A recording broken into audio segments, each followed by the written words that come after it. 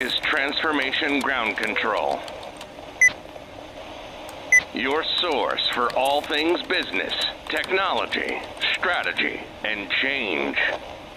If you're growing your business, leading change within your organization, or undertaking any sort of operational or technology change initiative, this podcast is for you. This show covers what you need to know about digital transformation, organizational change, operational improvement, and business growth. 5, 4, 3, 2, 1. And now, here's your host, Eric Kimberling.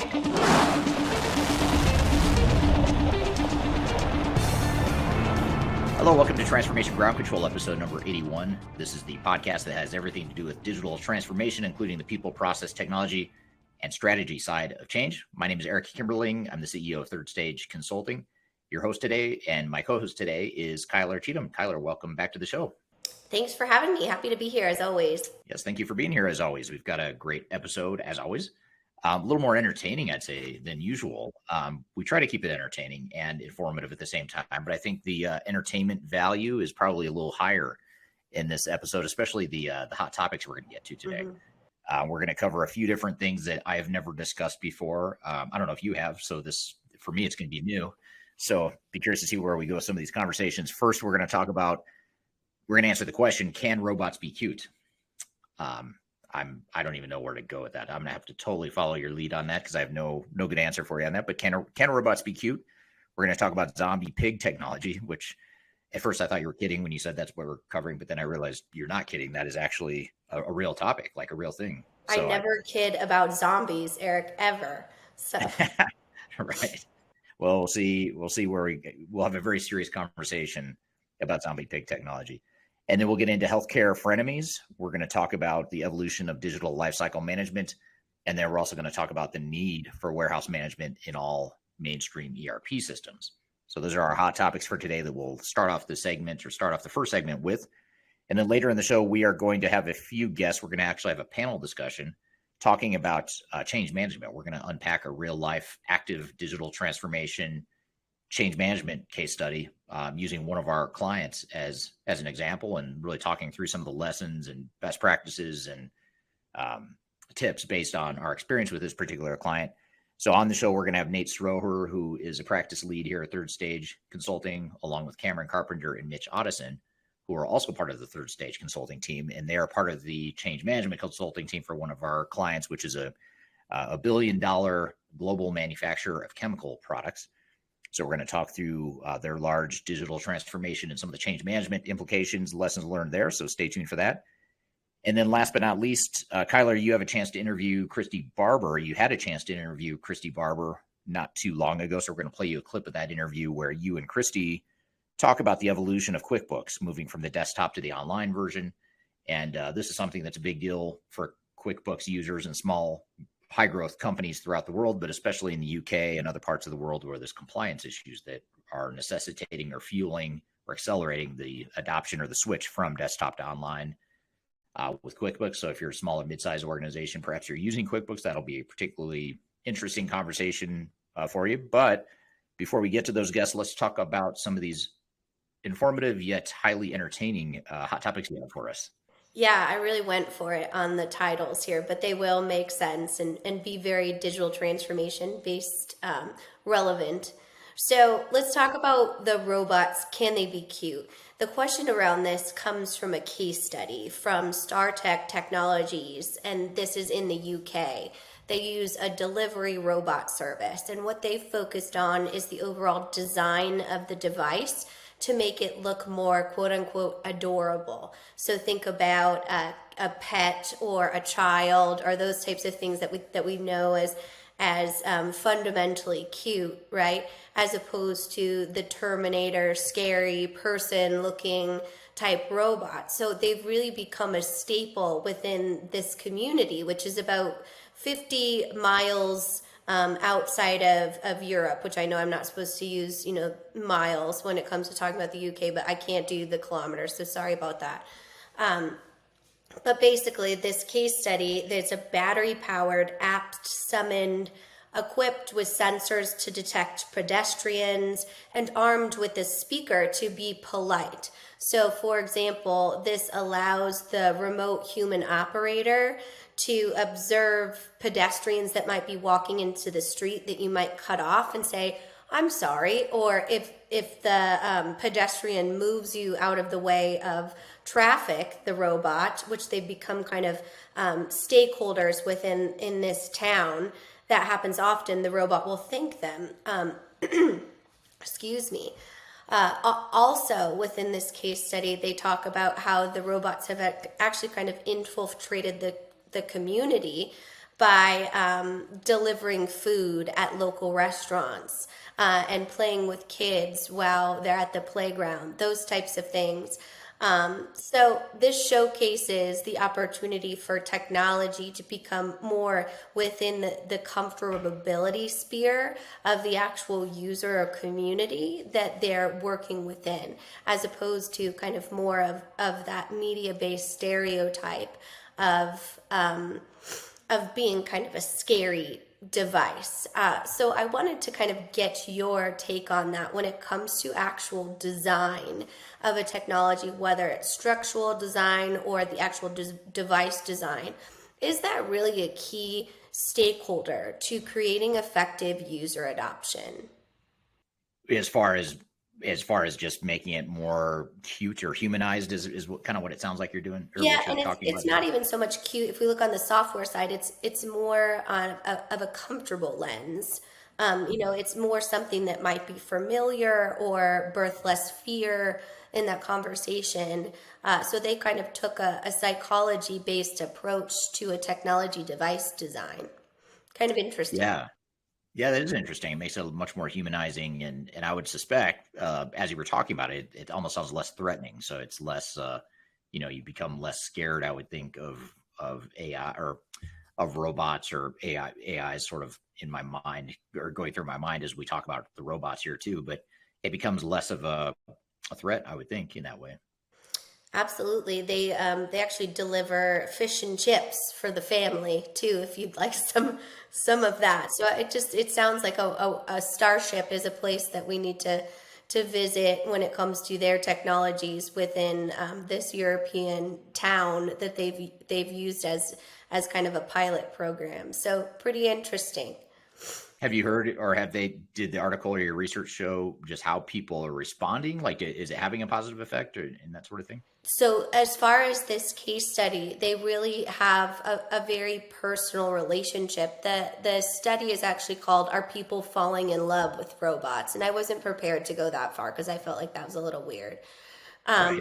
But basically, they've become really an affinity-based device in their community through engaging with their not only efficiencies in delivery services, right, but also in their ability to entertain and just be kind of beloved within this overall type of community. It reminds me of, if you're a Star Wars nerd like me, like R2D2, right? R2D2 was never really threatening, but he was beloved. There was a scene where you thought he might not make it, and I'm not ashamed to say I cried real tears, real human tears when that happened. So Right. That actually is a good point. I always forget about Star Wars and the humanized robots and how that's so much less threatening than the Terminator robots, especially the first Terminators. So yeah, that's a good point. absolutely, absolutely. So speaking of terrifying, we have to go into the zombie pig tech. And so to make this much less shock and awe, basically what happened at Yale University, which is a university here within the United States, it's called an Ivy League school, which is something, is one of our most pristine universities here.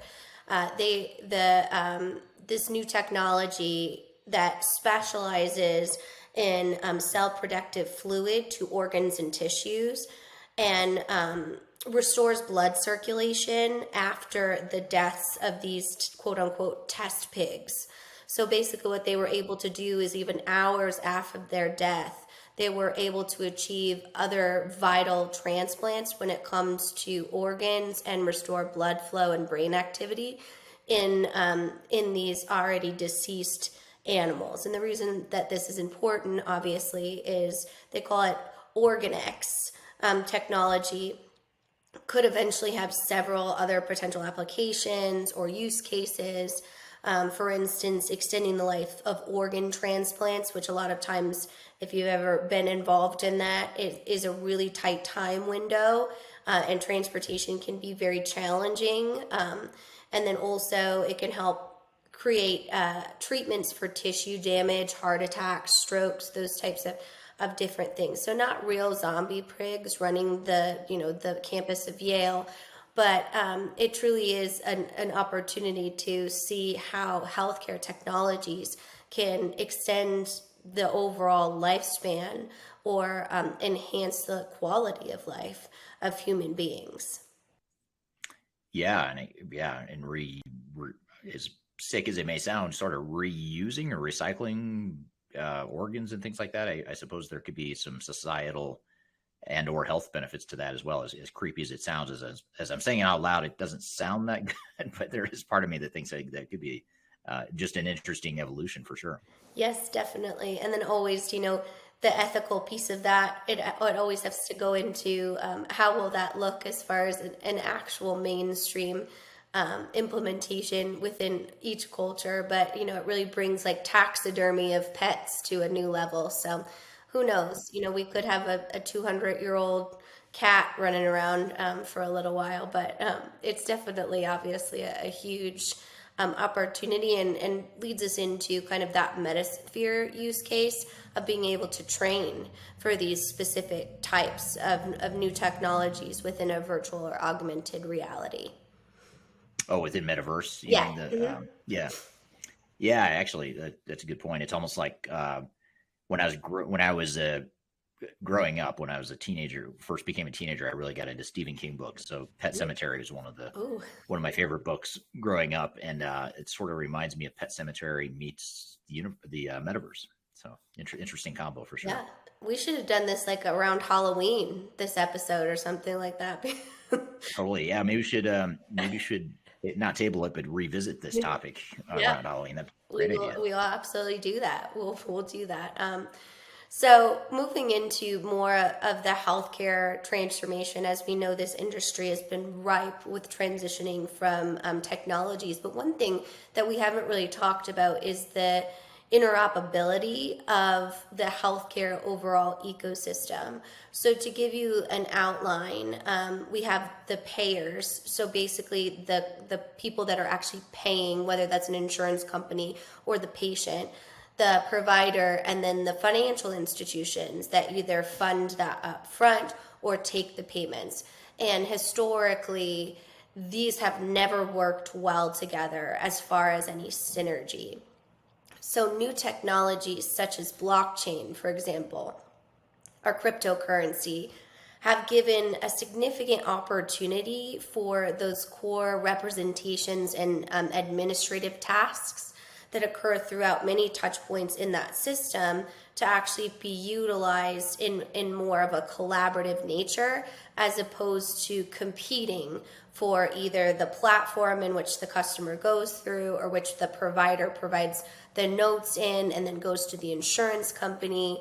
So these non-value add activities, which could essentially streamline and make the processes easier for everyone, is an argument being made in the industry that it's time to really create that interoperability together and make sure that it is more of a cohesive system, which reminded me kind of what we talked about a few weeks back about the warehouse sharing, when you might share the warehouse space of a competitor just for synergies and best case scenarios for your customers.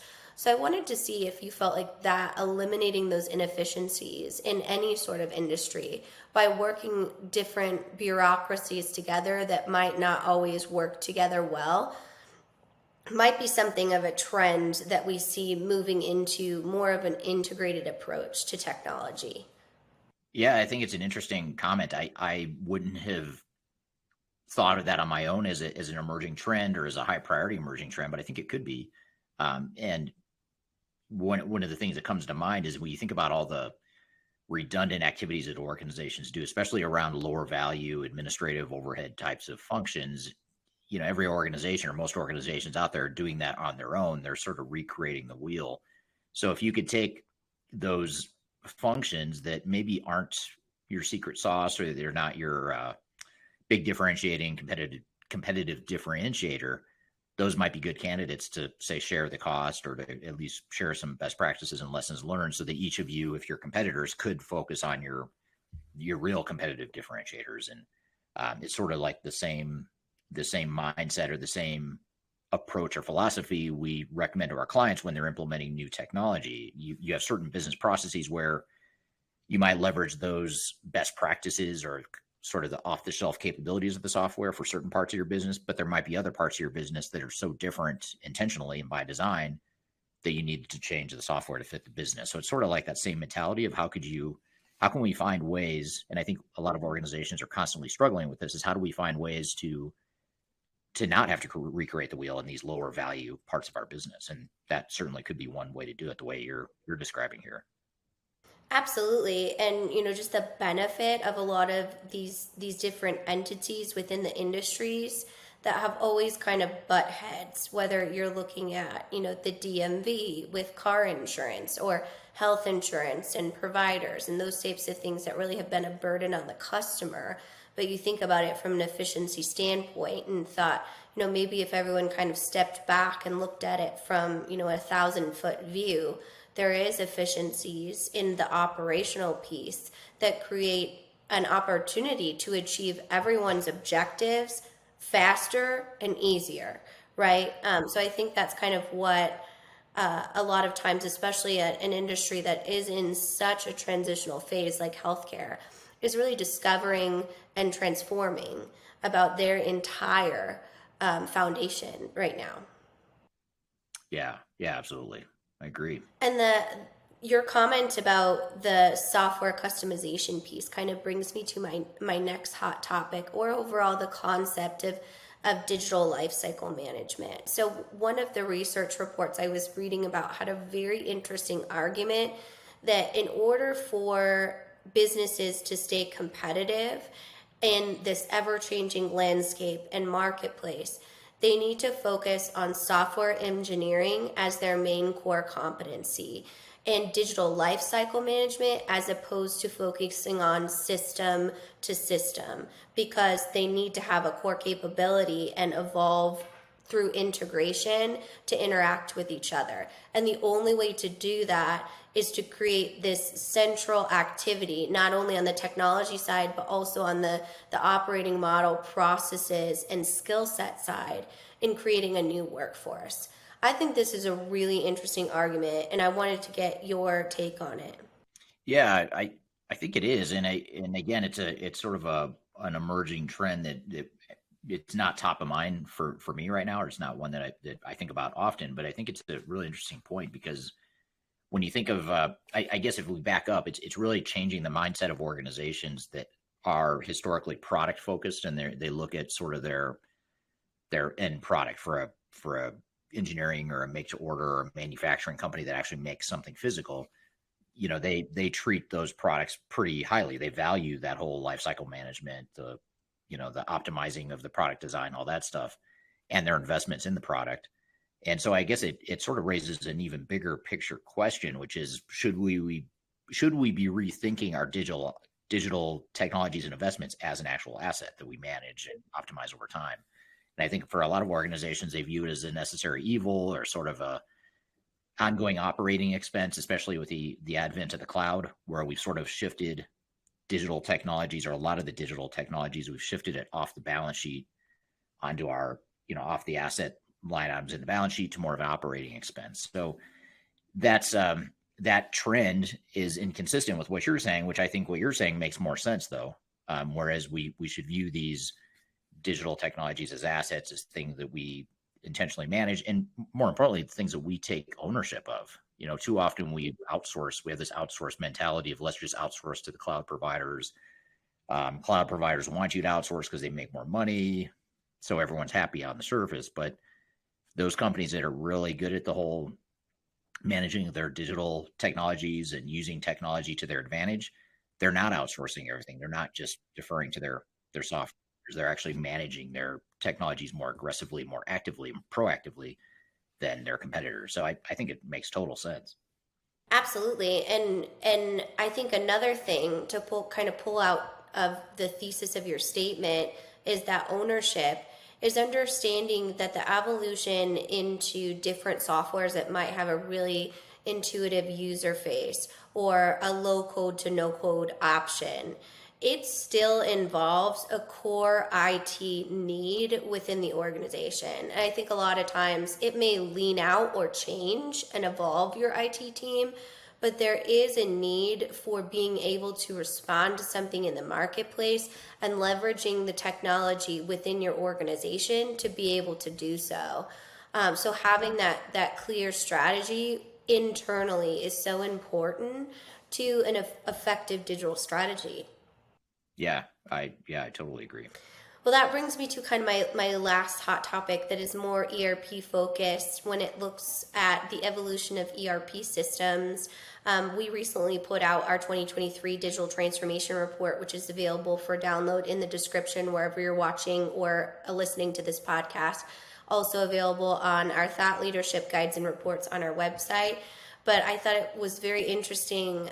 This report I found that talked about some statistics from eMarketer that expects another 15% increase, specifically in the U.S., of retail e-commerce sales within the latter half of 2022, which calls for a need for warehouse management systems and functionalities within ERP systems. And we've seen big giants in the ERP space like Oracle, who's recently signed on its customers for its cloud-based warehouse management, and then also adapted its cloud-based transportation management platform, which is essentially what they've typically utilized for warehouse management.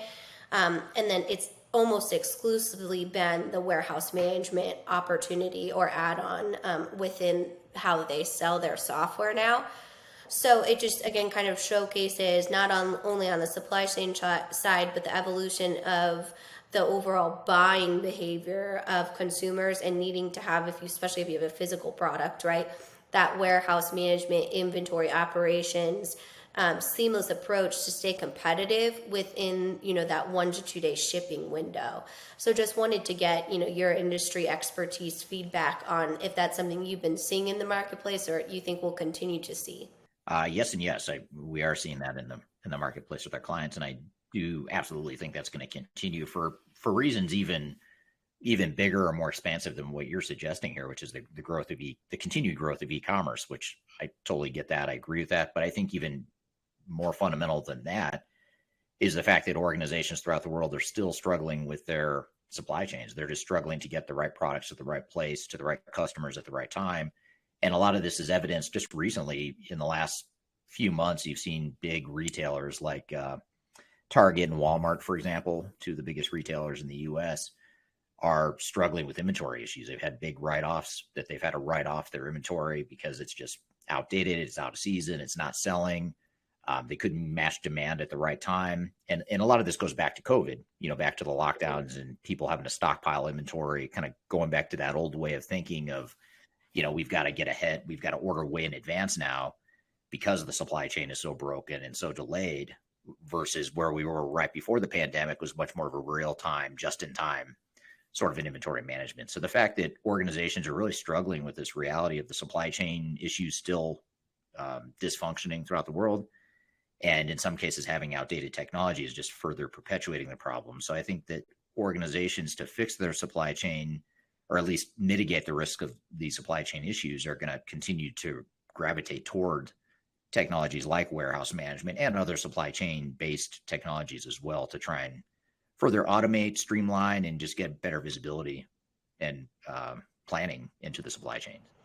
And what are your thoughts of kind of that race between core ERP add-on applications and the best of breed supply chain management systems? Because my thought on it is kind of, you have a best of breed system that might be the latest and greatest and most efficient, but if it doesn't speak the language of the rest of your technical organization, there's no way it can add value. So it's kind of like one's racing to be a huge new innovation, but without the other, it really can't be as innovative as possible. What do you think about that?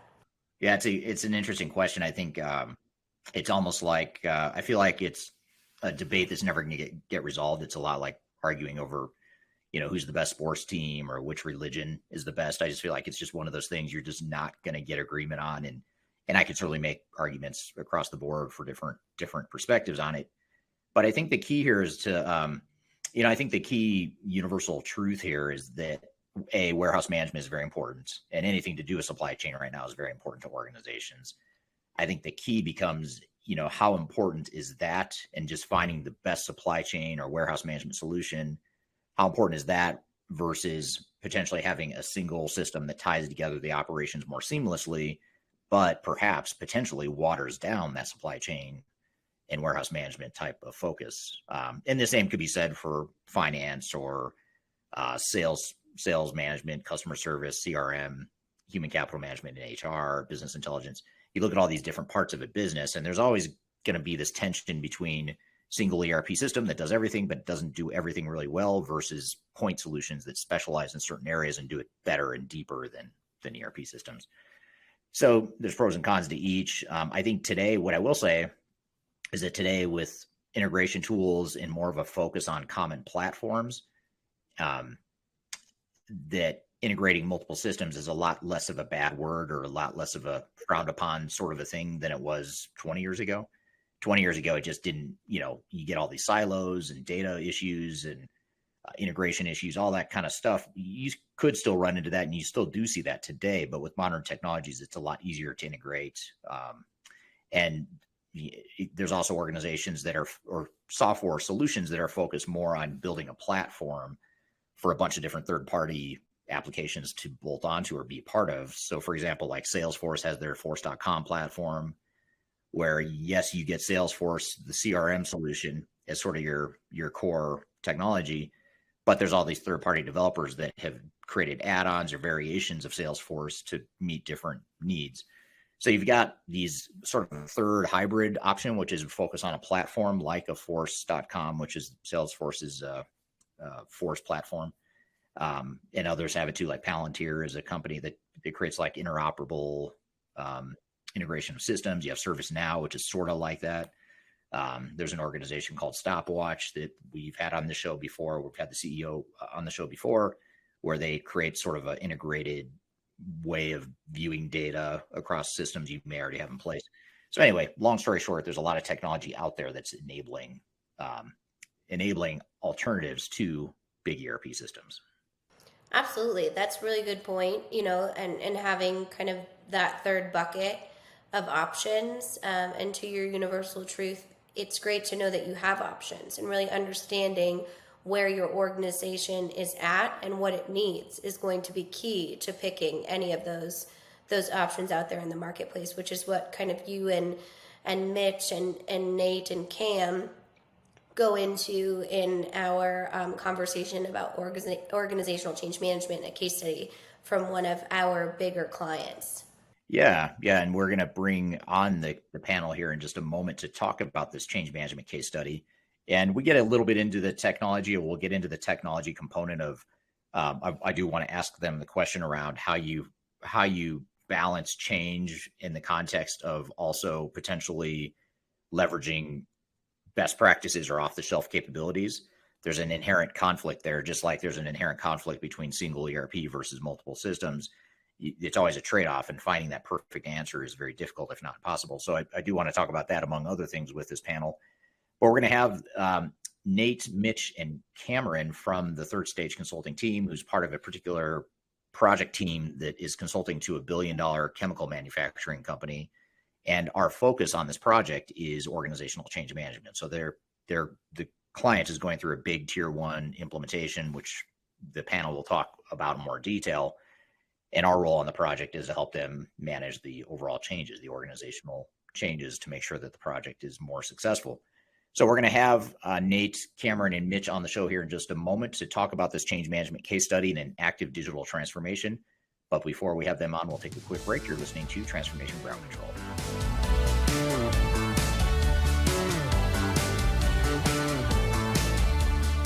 Hi, this is Eric Kimberling, the CEO of Third Stage Consulting, and we recently hosted our Digital Stratosphere 2022 virtual event.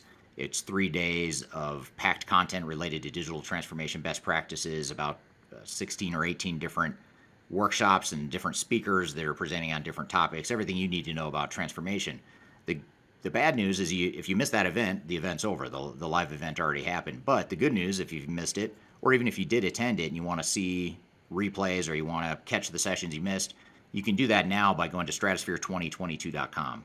Go to stratosphere2022.com, register. All you have to do is put in your name and email address, just a few fields. You get immediate access to all the recordings, and the recordings cover everything from digital strategy, software selection, organizational change, process improvement, architecture, data migration, cloud, trends in the industry, how to avoid failure, some of the legal aspects to think about, contractual aspects to think about as it relates to your transformation. All that is stuff that you'll get by registering for Stratosphere 2022 replay. And again, go to stratosphere2022.com and you can listen to all the replays of all the workshops that you might have missed at the event. So hope you check it out, and thanks for listening. We'll see you soon.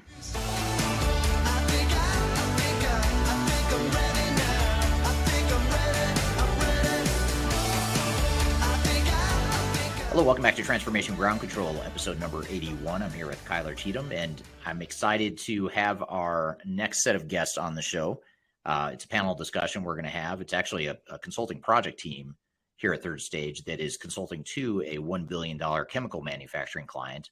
They're going through a big tier 1 ERP implementation and implementing enterprise technology, and we are helping them with the change management piece in particular. And so what I wanted to do is I thought it'd be really interesting to have this team on the call, partially because it's a larger multinational transformation, but also because it's a transformation that's in progress. They're sort of in the trenches, in the thick of it right now, going through these changes or through this transformation.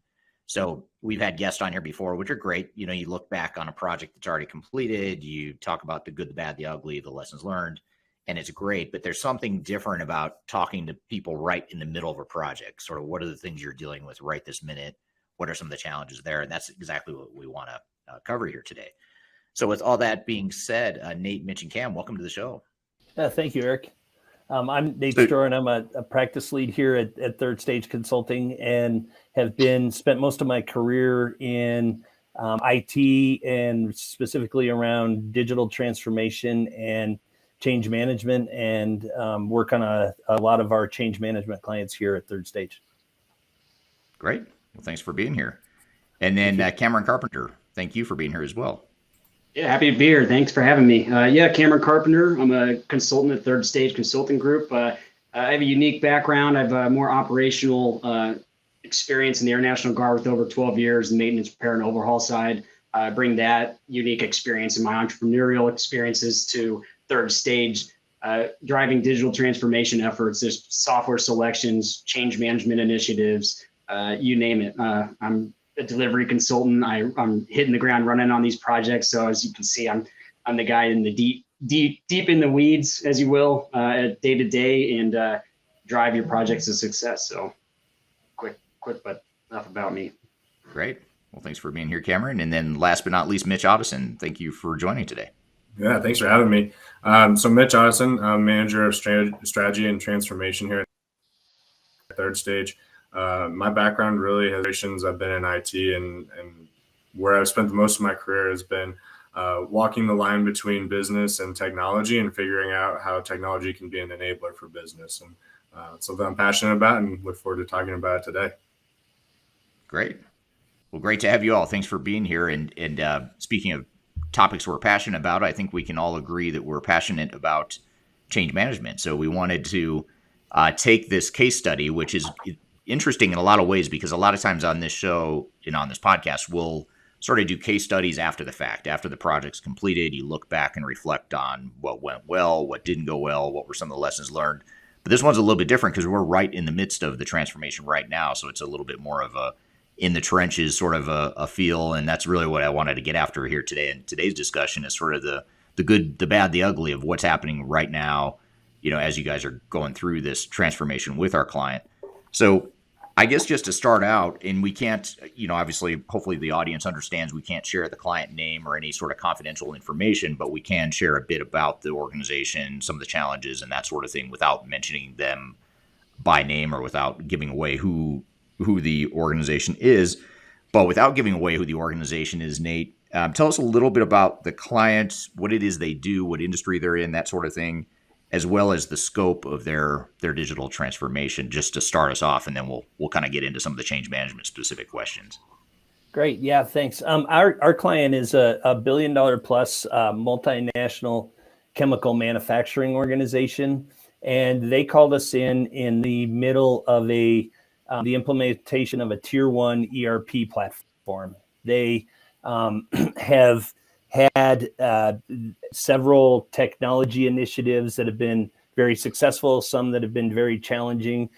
We were called in specifically for our change management expertise and to help guide them through the change management initiative and to really put in place a structured change management program and initiative to help them not only with this technology implementation, but down the road, post-implementation, go live and post-go live support. Okay, great. That's a good overview. And so I guess just to start, again, coming at this from a change management and a human side of change perspective, how big of an impact or change is this transformation in general having on the organization? And Kameron, let's start with you. I know you guys all have opinions on all these topics, but we'll start with you, Kameron. Well, I'd say that this organization is experiencing pretty large impact globally. It's a large solution. It's moving from an on-prem to cloud-based. There's a lot of difference in the way the system is structured and handles their current processes. So it's just very complex. There's a lot of moving pieces, and like I said, global meaning you're working with different countries with different compliance and regulatory requirements and needs, potentially different processes, and to work and manage a project of that size truly takes a strong governance structure from a project perspective in managing it. So it's a significant change to this organization. And is that the sort of, just out of curiosity, is that that sort of project governance or the general governance that you're talking about? Is that something that's new to this organization, or is that something they already had the competency and now they're just sort of building on that to make the transformation more successful? I'd say it's a little of both. It seems that they set up the governance structures typically for their projects, but I think they've made a different focus on this one with having the change management lens. They've kind of usually been a technical driven company, and that kind of ties into the culture, right? It's where they've been. And so when Nate alluded to some of the project successes they've had and some of the we won't call them letdowns because they were successful, but as far as they completed them, but they were IT driven and they didn't have a business focus. So I think that's the key with the new governance structure, along with the fact that they've taken those past experiences and have realized the benefit of change management or change leadership, which I'm sure we'll get into a little more. And that's now a new component to this, where we're working with both the technical and the business side. Got it. Okay. That makes total sense. So Nate and Mitch, anything you'd add to the mix as far as how big of a change or impact this has been on the organization? The one thing that I would add in there is, coming from an environment where they have their legacy system that was completely customized to meet their needs to the out of the box type of model, they're running into significant challenges in trying to fit what they've been doing for the last 10, 12, 20 years into what they're doing today with an out of the box solution. So lots of processes that we need to be reviewing, evaluating, understanding what you're doing today and what you're trying to accomplish tomorrow. And right. The one thing I'll add, and Cam hit on it a little bit, but I'll elaborate on it. And Eric, I think you could attest to this as well. We're seeing so many folks and so many organizations that are interested in change management, change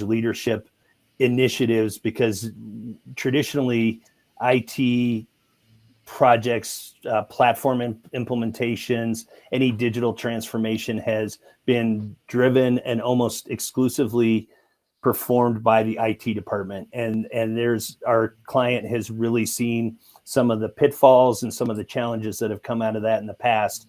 And this is really a chance for them to get the organization involved. And we're going to hit on this later down in our discussion, I'm sure, but it's really trying to get people to say, you know, this is something we need your input and we need you to be involved. And you can't just say lift and shift and we'll train you how to use this platform. You need to be involved in setting this up, and you need to be involved in the change from the beginning.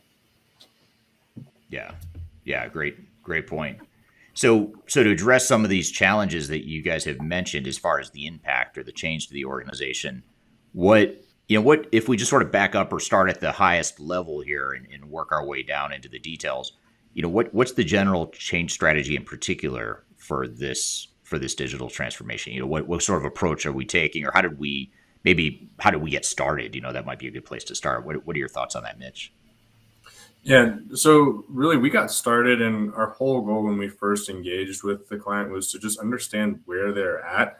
And our change management strategy has really been to meet the client where they're at and to help to identify any pitfalls that we're seeing on where they're going, and to make the deliverables that we're putting in front of them relevant.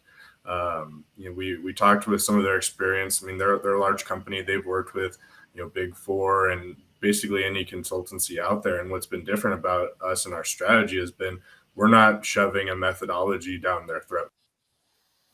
We are really trying to understand them, navigate their people. We're trying to navigate their structures, and we're trying to meet them where they are and to just help them along the way. Yeah, great point. I think a lot of organizations and project teams forget that, or just intentionally ignore where they're at. You know, they sort of focus on, let's get to the future state. We know we're going to change our culture. We know we're going to change our way of doing business, which is partially true, but you have to understand where you're starting from in order to get there. So that's a really good observation or point. How about Cam or Nate, anything to add in terms of the general, you know, sort of the general change strategy in addition to meeting the client where they are today and helping them start to migrate to where they're headed? Nate, want to go first? Yeah, you know, and I'll just say that I think, you know, I think to elaborate with what Mitch said is change management. You have a structure to every project, and I always go back to the difference with when you go to a platform implementation. It's a very set standard. You do this, you do this, you do this. It's very linear. The steps are really well known. Change management's a little bit different. So you come in with a structure, you know where you are, you know what steps you need to take, and you know the programs that you need to implement. But it's a constantly changing, and it's constantly shifting to the needs of the client and to the strengths and to the comfort level of the client. So while we come into a project like the one we're on now, we know, like I would say, I'd use the analogy of building a house. We know the steps you need to take to build a house, but you're going to be working with the client throughout the project to adjust the intricacies of what you're doing to meet what their needs are. So it's not just a one size fits all solution. Yeah, and maybe one of you could talk just real quickly about, you know, how we go about ascertaining some of these strengths and weaknesses of a current situation and helping define the change strategy in the form of that organizational readiness assessment. Could one of you maybe just sort of elaborate on that step in our process a little bit? You know, how do we get that foundation or that clear strategy and plan based on that spirit of meeting the client where they are today, but also understanding where they're headed in the future? Could one of you maybe unpack that or just describe at a high level what that organizational readiness assessment is and how that fits into what you're talking about here? Yeah, I'd be happy to take that one. There's things that we do in an assessment like this is to try and bucket observations into themes. And by taking these themes and applying a broad strategy to a theme, we're able to take a a pretty broad abstract topic and turn it in. When we're talking with our client, we often try to identify things such as resistance, but there's multiple types of resistance. There's, intentional and unintentional, and you tackle those things differently based on whether or not someone is resisting the change because they just don't like the product at all, they weren't included, or maybe it's unintentional being a detractor, and we need to help to guide them along. And it's a change in approach based on, where each one of those changes falls into those buckets of themes. Yeah. And generally we get to those themes, or we conclude those themes based on sort of a two-prong change readiness assessment, where we go in and we do online anonymous surveys, but we also do qualitative focus groups. And then during that data gathering, quantitative and qualitative data gathering, and we use that input to then analyze to understand what are the nuances of this particular organization compared to others that we work with, and what are the pitfalls that this organization is going to face, and ultimately what is the most effective change strategy and plan that we can tailor for this particular situation. So I think that, that upfront assessment piece really gets to the heart of what you guys are saying, which is so important, which is to sort of frame this, or to create a strategy and plan that is not one size fits all, but is more specific to a client's particular situation. We're having a great panel discussion here about change management and a case study related to that here with Nate, Mitch, and Cam. We've got more questions for the group when we come back, but first we're going to take a quick break. We'll be back with more Transformation Ground Control.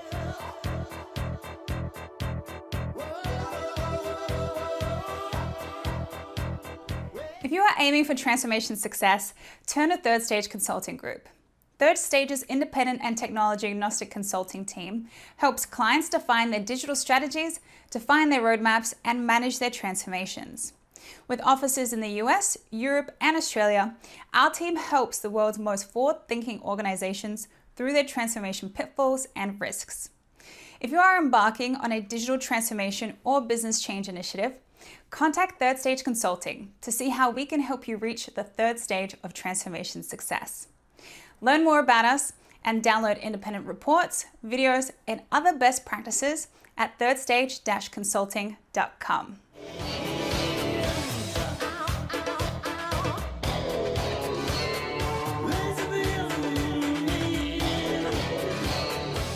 Hello, welcome to Transformation Ground Control, episode number 81. My name is Eric Kimberling. I'm here with Kyler Cheatham.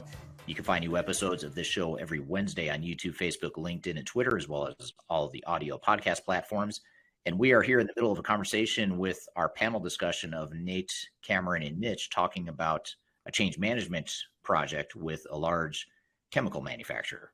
Here's a question actually from the audience that I wanted to get to, which is sort of builds on what we were just talking about, how you tailor some of these change strategies and solutions for a specific client situation.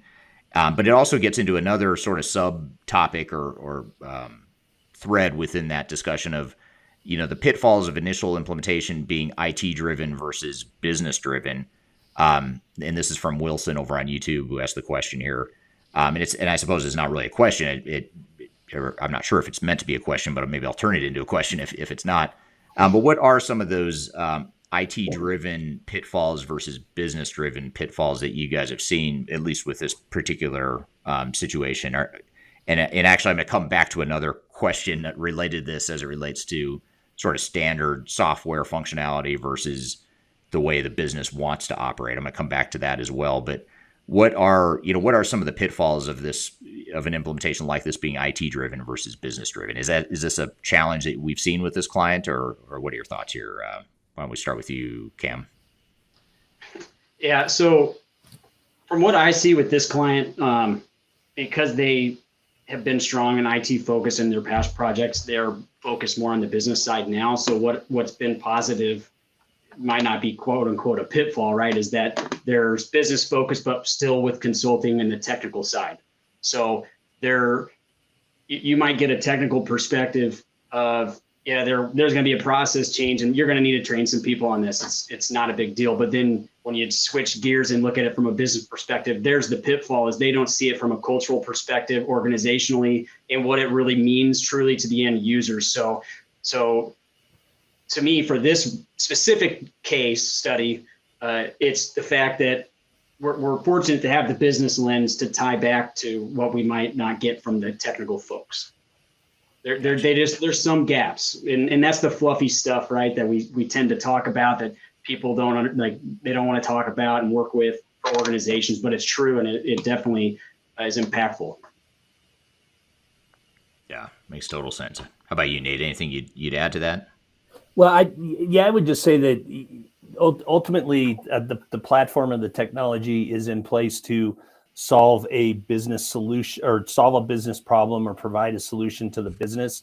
So I think it's really important. And I think the pitfall when you have either the business driving it too much or IT driving the process too much is that you lose that collaboration. IT is really good at knowing what the system can do, what the capabilities, what the functionality is, how you configure the system. The business is really good at knowing what they need to do and what they need from the technology to help them do their job. So again, if either way, if you have one side that's too heavy on the teeter-totter, IT or business, you're going to get out of whack. So it's really making sure that collaboration's there so that the business can provide what their needs are, IT can provide what the solution is. Those come together and they really give you the ultimate best solution.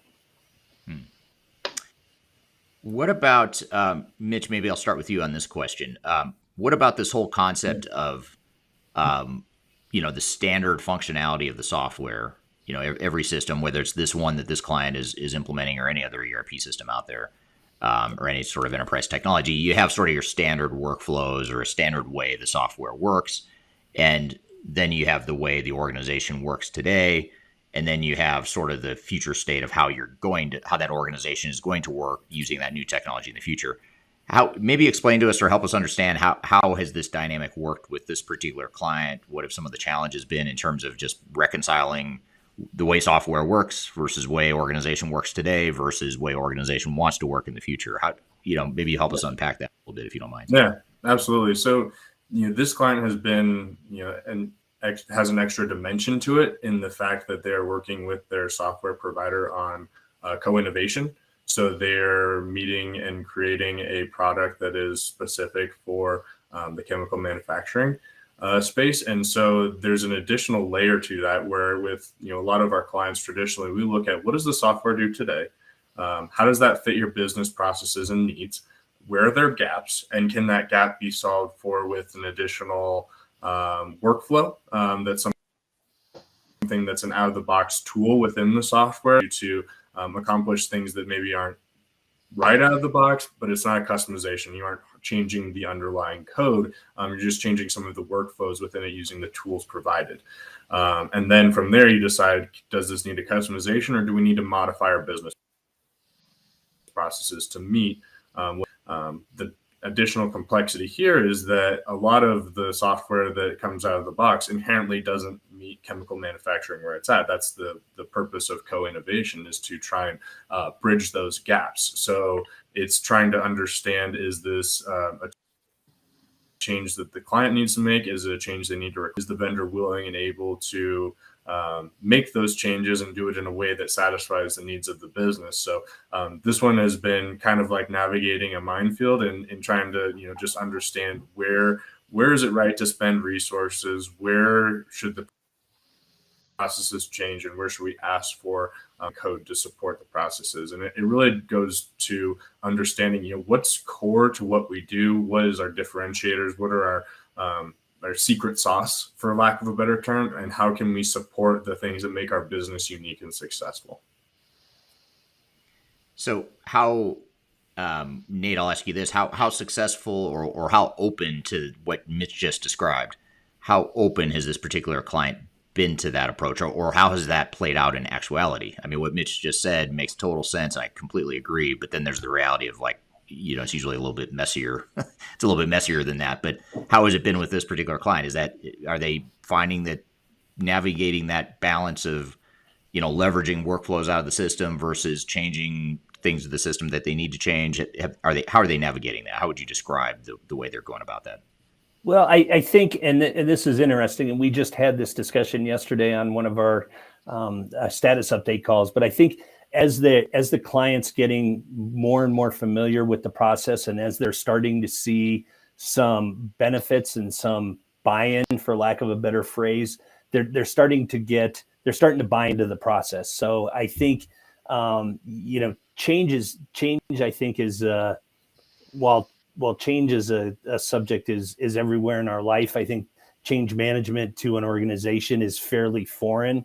So I think where we're seeing a lot of the success with this client, and where we've seen it with a lot of our clients, is the fact that as you start to take those baby steps and you start to include them and you start to talk about the cross-functional changes and the organizational changes they'll be seeing and they'll be encountering over the next 6 months, year plus, they're starting to buy into it, and they're starting to get open to it. So there's that gray area, and it's that gray area of literally to the point where sometimes you'll start off and they say, why are we even doing this? Let's just implement the software. Let's just use the functionality that's there. Let's not worry about it. To, hey, I have buy-in on this. I make a difference. You're listening to what my business needs are, to where they really become an integral part of this configuration and this implementation. So it's definitely one, and I don't think this is unique to our client today, where the more and more they start to see results, and the more and more they start to become involved, the more they open up. And it's really a cool thing to see throughout the process is it really starts to build momentum, and it's going to be building more and more momentum as we go forward. Yeah, I know we see with a lot of our clients this refrain from executives who say, we don't want to customize the software at all. Let's do zero customization. Let's just deploy the software as it was built out of the box. And I guess the good news in that is that it's because executives and organizations in general are starting to realize, and they've realized over recent years and decades, that customization oftentimes can lead to failure, and it leads to a lot of risk and cost overruns and all that stuff. So that's the good news. At least it's coming from a good place. But the reality is that you can't just draw a line in the sand and say, we are not customizing the software. We're just using it out of the box, especially if it's a enterprise-wide technology like a big tier 1 ERP system. There's just no way those systems can be everything to everyone. So I think that challenge is difficult for a lot of organizations, because I think they have in their minds, it's sort of like one or the other. We're either going to customize or we're not, when in the reality is that you've got to find the right balance for you, and you might come up with different answers and different conclusions based on different parts of your business and the secret sauce of your business, like you said, Mitch, and all that good stuff. So those are really good points. What about this question here from Kyler, who is our podcast host here, listening and joining in the background here? How do you address that change trauma in these types of large global organizations? If something went poorly in the past, I assume employees might be more hesitant to embrace new processes or technologies? ? I see you guys all nodding here, so this should be an interesting response for this particular client. Is this something that resonates with this client? What are your thoughts, Kameron? Is it something that sounds familiar? Well, yes. And part of that is the fact that most of their past projects have obviously been IT driven. So when we are discussing and talking, it's really trying to take them along the journey to coach and train them on the change process and what it means, and to create that feedback loop, so that when we're hearing from the business and from those key folks that have experienced change trauma in the past, right, that it's getting to the proper folks within the governance structure of the project and escalated in the appropriate manner, so that their voices are being heard. So I think that's the key, right? The business is a part of this, and there is a structure in place to communicate and work through the changes and escalate them as necessary. So definitely you see it here. And the positive is because the business is involved and they're passionate, they're going to speak up, because it impacts them and it impacts their people. So that's it might be quote unquote trauma, but they're involved and they're a part of it. So I think that's key. Right. Yeah, it makes total sense. And actually, I want to build on that with a follow-up question for you, Mitch. And this is actually coming back to something that you mentioned sort of in passing, but I think is a really good point. And Zishan on LinkedIn has a question here of how would you elaborate on, let's talk about intentional and unintentional resistance. He's just asking about intentional resistance, but let's talk about the difference between the two. And maybe if you could, maybe just give an example of, of what we've seen, especially an example of unintentional resistance, because I think that's the one that creeps up on you and surprises you in a lot of changes. But how would you describe that difference to start? Yeah, absolutely. So, I mean, intentional resistance, I view it as someone who just is not bought into the change. They don't understand the need for the change. They've been doing this process this way for years, and they're comfortable with it. And with the intentional resistance, it's very clear and very easy to pick up on. Hey, this person is really not interested in this. They're not bought in. They could either be vocal about it or they can be very shut off about it. But it's usually pretty clear. The unintentional resistance is really the one that creeps in on you. And it's more, I would describe it as discomfort. And you oftentimes pick up on it based on the questions that people are asking. When they're describing a way that a process has been run for such a long time and how they just can't see how it could ever, but they're doing it in a way that is supportive and comes off as collaborating. And you see that they're really just not bought into what it is that we're doing.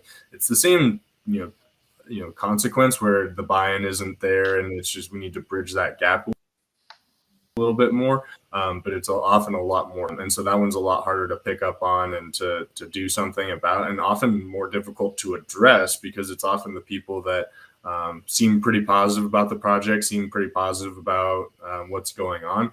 They're just not bought into the change and how it's going to impact them. And oftentimes it comes from a place of not knowing what the future holds, not knowing how my job is going to change based on this.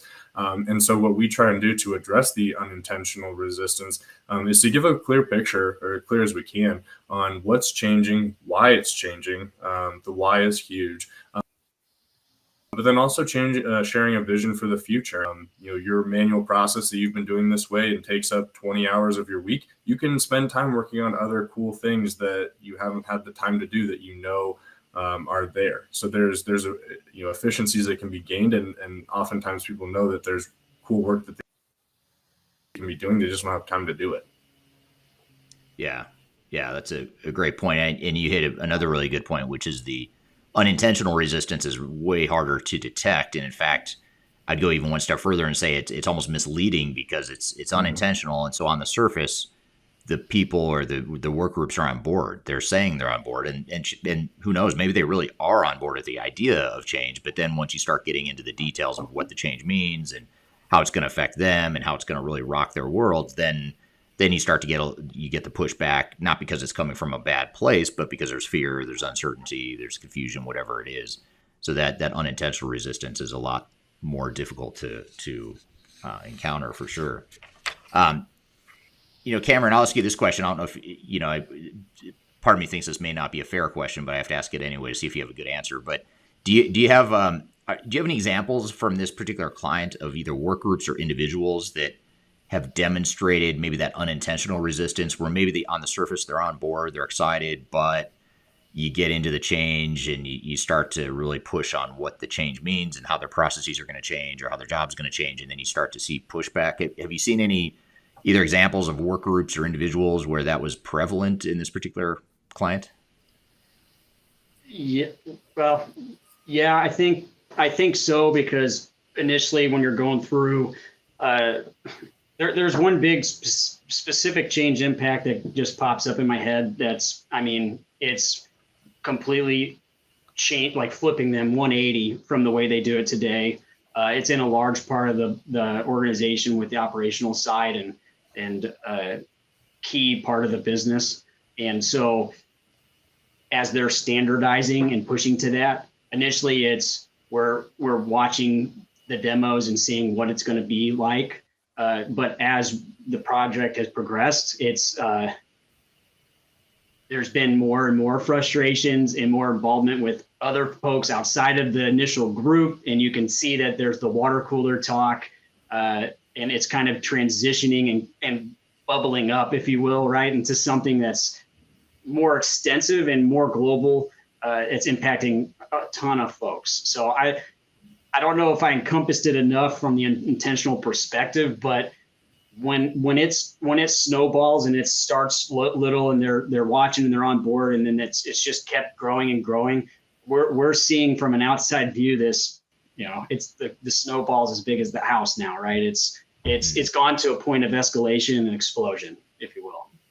So maybe in the earlier stages.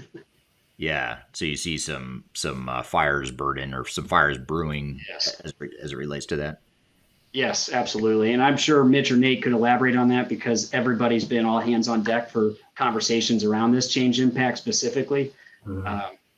And they can put it from their lens of what they've seen from their side. And I think the one thing that I would add, and we have, it's one of the predominant work streams within this organization has been from the beginning. They've had this, it's just a lift and shift mentality. We will literally take the old software, implement the new software. Everyone knows their job. The processes aren't going to change. Everything's really going to be the same with the exception of some minor changes to the look and feel. As you start to dig into it with this work stream and with this team, you start to say, well, what about this change in functionality? And they, well, yeah, that's right. That is different. And it is different. So it kind of teeters that line between intentional and unintentional resistance. I think sometimes they've talked themselves into, yeah, it's going to be the same. We really don't have anything to worry about, just because that's an easier answer than really digging into it. But once we start to dig into it, they start to say, yeah, there is going to be a lot more change than we expected. And we really almost go through this exercise where we say, let's document what's not going to change and let's document what is going to change, even if it's minor changes to the platform and to the way you do your job. And when you look at that consolidated list of all the different changes and all the different things that won't change, it really opens their eyes to the fact that, yeah, this is a lot more than just putting a new software in place, clicking the button, going live, and we'll do our jobs the way we've done it all the time. Right. Yeah. Yeah. And what sort of change management issues let's start with issues. What sort of change management issues do you think have been the most difficult so far? And I'll start with you, Mitch. When you look at this particular client, what are some of either the cultural, just organizational resistance related dynamics? What would have been the most challenge for this particular client? I think some of the biggest challenges that we've run into so far have come from, again, the co-innovation and not really having a clear picture of what is they are changing to, not being able to speak to why things are changing in that way. So Kyler had a really good question, in the chat about explaining the why of an organization of that size, and I think that really goes hand in hand with some of the challenges. Is things are changing, and sometimes the best explanation for why that has been because they are. And that's really not a good answer. We need to be able to tie the why back into things of this is changing and it is for this reason. If people understand what the change is, they're a lot easier. It's a lot easier for them to get bought in and to get on board. And so our challenge has been communicating that why across the board, and also first understanding the what and then moving into the why. And I think that we're kind of in the middle of that right now. So I think that's one of the big challenges for our team right now is to position the changes that are coming after we understand the what a little bit better, and make sure that it's coming from answering the what with the why in parallel with that, so that then people are bought in and don't have that unintentional change or hit the water cooler to gripe about things, rather than have a good understanding of the change and why that's happened. Right. Yeah. I have to add to that because I had a thought with what Mitch said is it's challenging for folks that are trying to do their part in the project too, when you have others from the business that are constantly taking up time to focus on one area when it's not their part of the process to escalate changes in that manner, right? So you're dealing with a different type of collaboration internally as well, where we might have an hour session to get through specific topics, and the folks on the call talk about the change impact when it's being standardized and it's more of an escalatory conversation that needs to go up the chain and needs to be an outside combo. So I think that creates challenges internally with the project as it's ongoing. And also another key challenge from a change perspective, from what I've seen so far, is because this is global there are different waves essentially for different businesses that are going to go live, and you're seeing changes impacting one business that will be impacting others. And they're seeing that, and any decisions being made now, with whether design decisions, requirements, processes, there's impact to those other groups, but they're not directly involved in the day-to-day. So that definitely creates a challenge.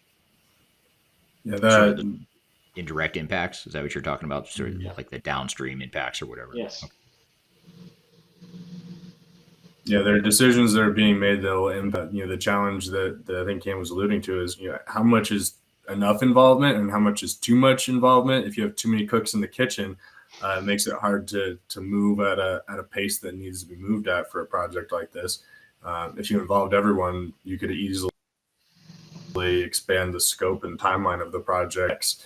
So it's figuring out how much is enough involvement to make sure everyone's voice is heard, but that you're able to move at a brisk enough pace. Maybe 10x for these ones. We're having a great panel discussion here about change management and a case study related to that here with Nate, Mitch, and Cam. We've got more questions for the group when we come back, but first we're going to take a quick break. We'll be back with more Transformation Ground Control.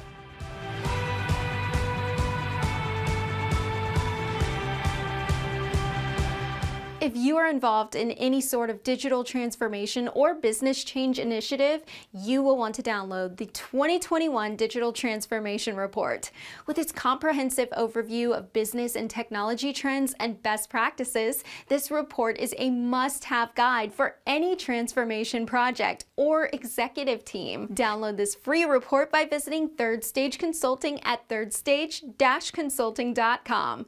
You can also visit our website to learn more about us or download independent reports, videos, and other best practices. Again, visit thirdstage-consulting.com today to learn how to take your transformation to the third stage of success.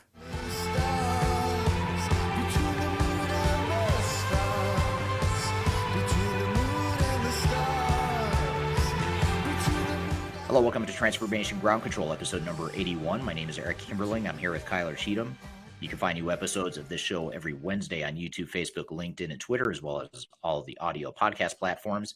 And we are here in the middle of a conversation with our panel discussion of Nate, Kameron, and Mitch talking about a change management project with a large chemical manufacturer. So here's another related question from Zam on LinkedIn.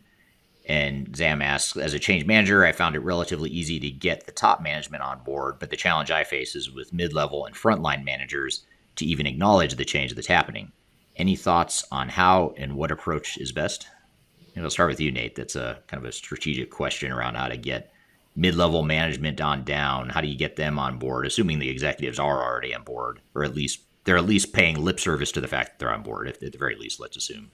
So how do we get mid-level management on down on board with change? I think that where we've seen most of our success, and this I think we run into almost with every organization again that we deal with from a change point of view, is just that uncertainty. So where we really have found a lot of success in getting engagement throughout the entire organization is putting together a really focused plan on what the steps are, and not only outlining here's the 5 steps that we're going to take, or here's the 5 areas we're going to focus on change, but really why we're doing them, what's the desired outcome, and what that means to the individual. So getting buy-in at the executive level. Do you agree with all of these steps? Do you agree with what our desired outcome is, how we're going to put them in place, and how we're going to work with your organization?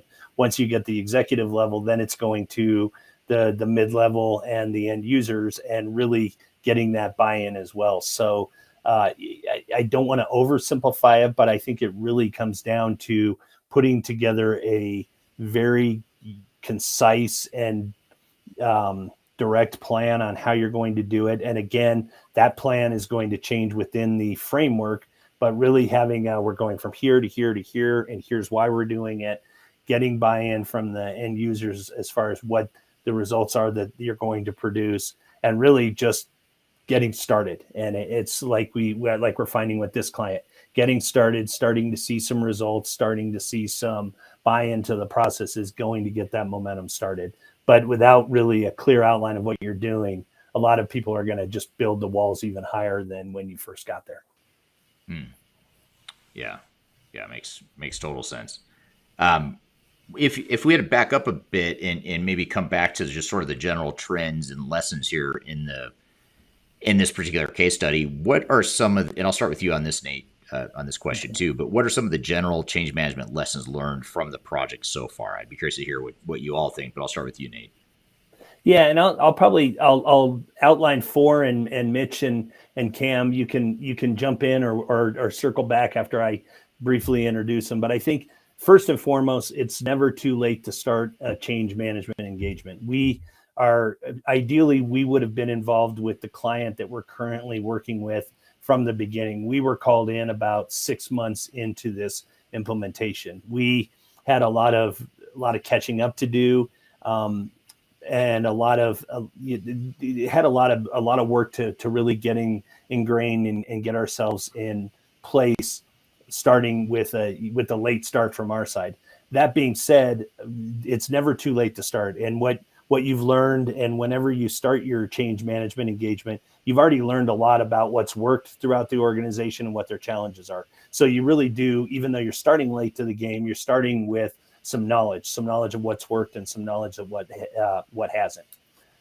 Second, I would say is change is an ongoing effort. It's not, this is definitely something that is a dynamic process that you're not only going to be engaged in through go live, but post go live as well. So the one thing we're really learning with this client is, again, we're outlining the steps, we're outlining why we're doing it, but we're also very quick to point out to this client, the answer today might not be the answer tomorrow. It's a sliding scale, and we're really working towards managing the change and managing what's going to be the best for them to take best advantage of the platform we're implementing. And then the last two, it's, this is something that we're not familiar with. And I think Mitch and Cam and I have alluded to this a lot. We're coming into a situation where people are not really comfortable with change management. They're not really familiar with the topic. So it's something that we really, you really need to, again, at every point emphasize what we're doing and what's the desired outcome.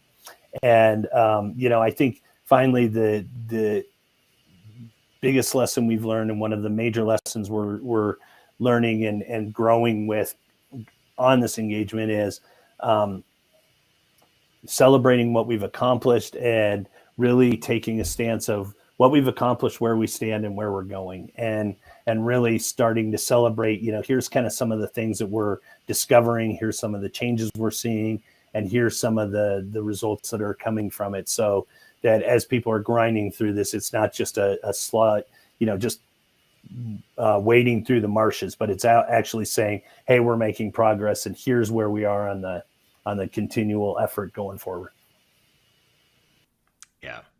Now, what about, I want to come back to the first one you mentioned, Nate, you playing catch up and us coming in 6 months in. Just help us understand what sort of triggered this client to recognize relatively early. It was later than we'd like, and it wasn't ideal, but client did at some point relatively early in the project realize they needed change management help. And this actually ties to a question that Kyler has as well, which is, what are some of the signs that an organization needs outside change management support?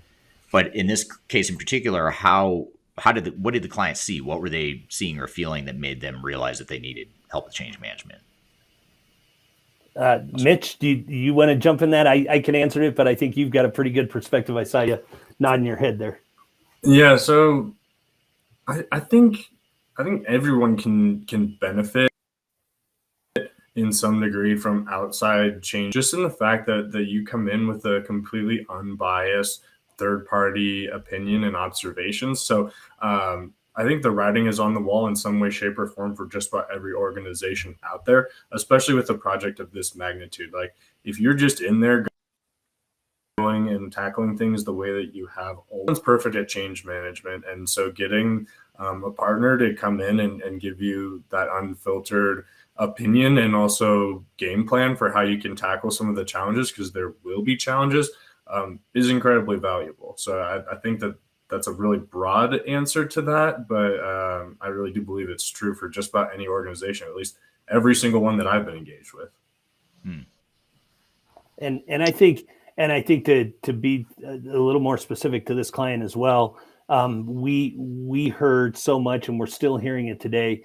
They just came out of, or I guess they're just coming out of a platform implementation, not an ERP platform, but another technology implementation that they had a lot of challenges. And I think they quickly realized in doing their post implementation analysis that when they addressed the change, they had success. When they let it be driven by the IT group only and not including the business, that's when most of their challenges came forth. So they really are fresh out of, I don't want to call it a failure because it was a successful implementation, but I think there's a lot of battle scars that they're feeling, and they were able to identify the fact that they didn't have a real formal change management or change leadership, as they call it, program in place, and they really saw the need for it. So when they came to us and we outlined, here's what we can do, and they were able to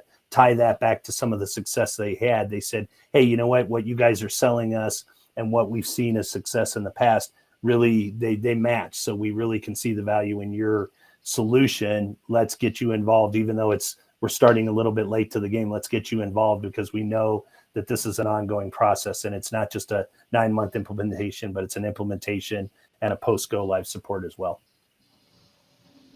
Yeah, great point, and great examples there of how that change or the need for change is recognized within this organization.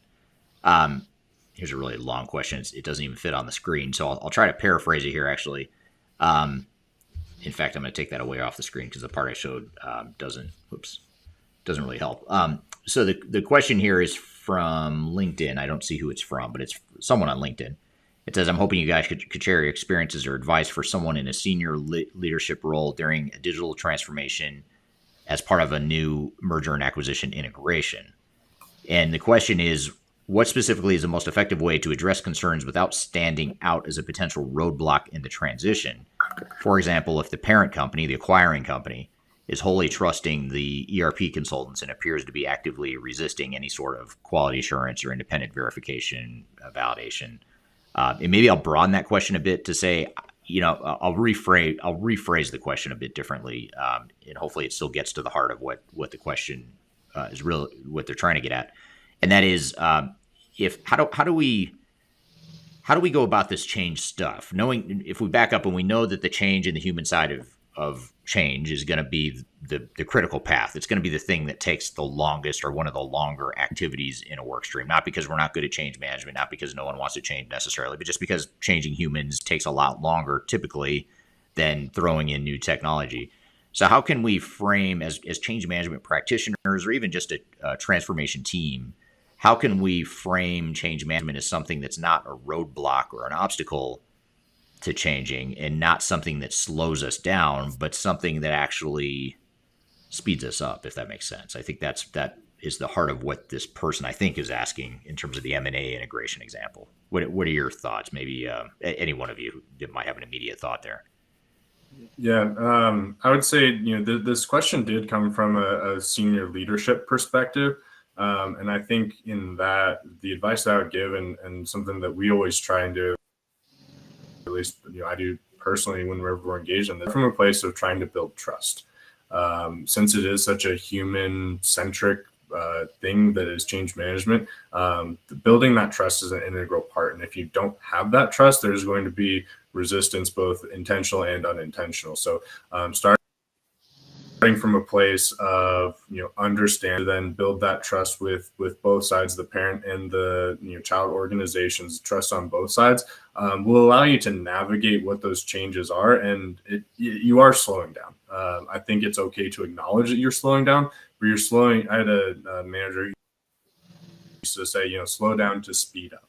and you're getting better at what you're doing. It enables you to go faster in the long run. But right now we are slowing down. We're taking our time and we're taking a thoughtful approach to how we're handling this, because if we speed through it, it's going to jeopardize the rest of what we're trying to build and accomplish. And I think labeling and identifying that and being okay with that and coming from a place of building trust is a great way to navigate that.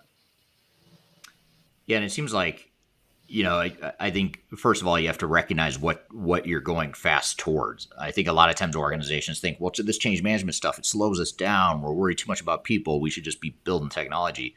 Well, the reality is, in that case, yes, you're moving quickly, but you're moving really quickly towards a cliff, and you're about to go off that cliff. So change. Yeah. You could argue that change management is an obstacle, or it's slowing down your change. Well, I guess you could say that, but it's keeping you off from jumping off a cliff. I mean, why not nudge the organization in a direction that's actually going to be a lot more productive and of benefit longer term? I think that's really the question. I'd kind of spin that question into that follow-up thread there. Well, and the thing is how do you if you don't package and understand the change and then develop action planning around it, you get to okay, we put it in and we go live. Now what? You drop support. You don't work with your folks. Now they start creating workarounds. They don't adopt the change. They're going to try to get the work done however possible. And now you potentially cause more heartache and pain because you're going to have to come in and try to work through those. And those pains and those workarounds and those issues following post go live can trickle to customers. It can trickle out to other folks, which could potentially cost you. So I think the go slow to go faster makes sense from a perspective of encompass the change, understand what it is, create proper action planning around it in post go live support. And this is coming from the mindset of somebody who's in the trenches digging and is seeing it, right? It's how we create action around it, right? Not just talk about it, but what we do about it. And that's having support from leadership, senior leaders, and then that messaging, communication, training, engagement that we do within the mid-level to the bottom, right? Senior leaders or strategy, what's the vision, mid-tiers, what are we going to do to manage this, and users and the lower level tier, how do we do it, right? So it's different levels of engagement. Yeah, it makes total sense. So in the minute or two we have left here, I want to ask sort of a lightning round summary sort of a question to tie this all together. And I'll start with you on this one, Kameron. But what advice would you give to an organization about to embark on a big change initiative like this one? Knowing what you know now and what you learned in this particular case study and others, what advice would you give? How would you summarize the advice you'd give? Okay, so overall, it would be to develop a strong governance structure for your project that's tied with your organizational structure. That way you have leadership support from the top down. And ultimately, with that, finding folks within the organization that are the right leaders, right? And sometimes you might not be able to find them, but the right leaders are those that are dynamic, flexible. They are knowledgeable across streams, work streams or functions in the business. They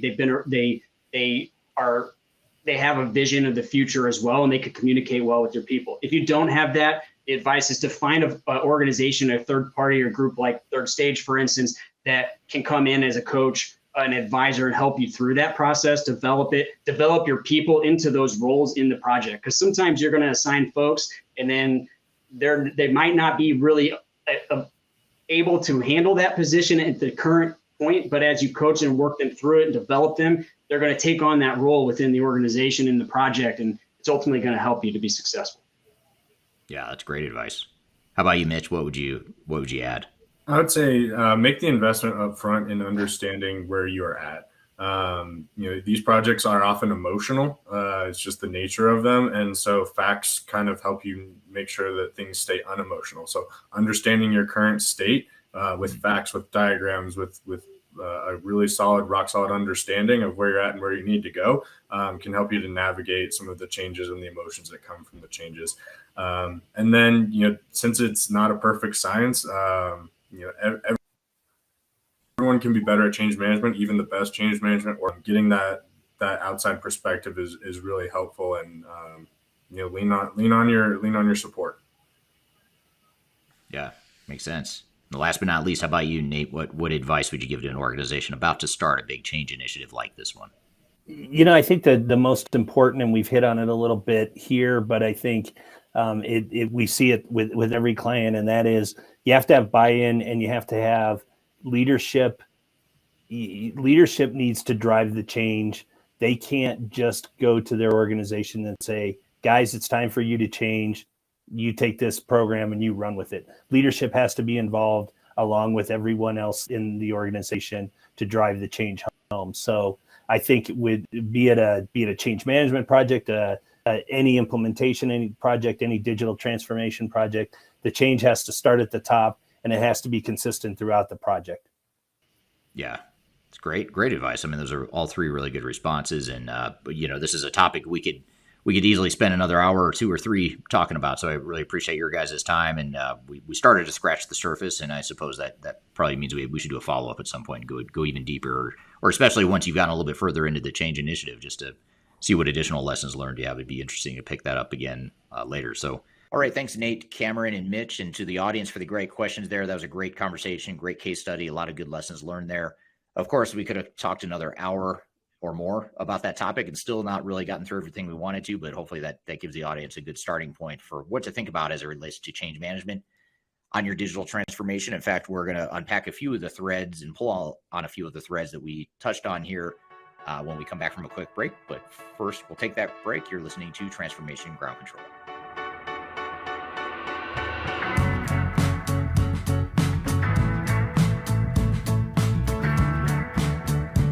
If you are aiming for transformation success, turn to Third Stage Consulting Group. Third Stage's independent and technology agnostic consulting team helps clients define their digital strategies, define their roadmaps, and manage their transformations. With offices in the US, Europe, and Australia, our team helps the world's most forward-thinking organizations through their transformation pitfalls and risks. If you are embarking on a digital transformation or business change initiative, contact Third Stage Consulting to see how we can help you reach the third stage of transformation success. Learn more about us and download independent reports, videos, and other best practices at thirdstageconsulting.com.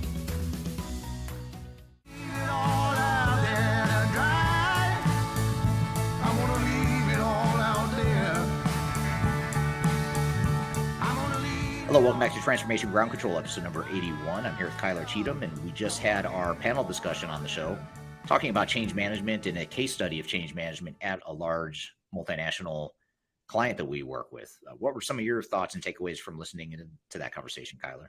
Yeah, absolutely. I think it's so interesting. Mitch had mentioned the meet them where you are type of approach, and I wondered if we could kind of dig into that just for a second, because meeting them where they are is certainly important in being able to establish that trust. And then is the next approach within that methodology that you do provide recommendations? Because I assume at some point you kind of have to have a little bit of a come to Jesus conversation of, this is what we need to be able to do as far as creating change or creating a plan for success. Yeah, that's a great question. We didn't dive into that in a ton of detail in the conversation, but I thought it was a very insightful comment from Mitch about meeting the client where they are. And I think what happens is a lot of organizations, especially leadership within the organizations, will say, let's not worry too much about where we are today because it doesn't matter. It's broken. We're trying to fix it. We want to focus on the future state. And you do need to do that. You need to focus on the future state. But once you have that future state vision, now you need to sort of back up and say, okay, well, where are we today? And how big of a jump is it from where we are today to where we're going? And how are we going to get there? And how long is it going to take? Because it's too easy to say that we'll just put in new technology and that will solve our problems and get us to the future state.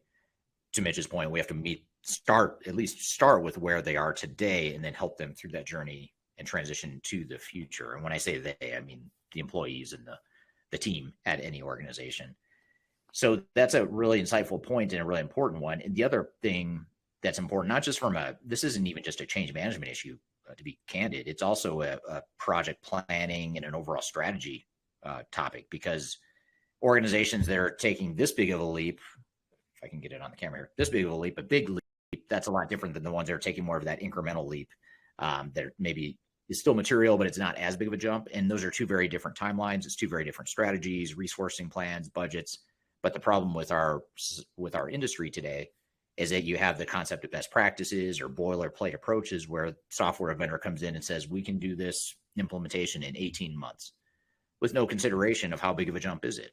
Some organizations might be able to do it in 18 months, but a lot of them are going to take 12 months, and some of them might take 36 months, and some of them might be somewhere in between. So you have to have that as an input into your overall digital strategy, not just for your change management plan as well.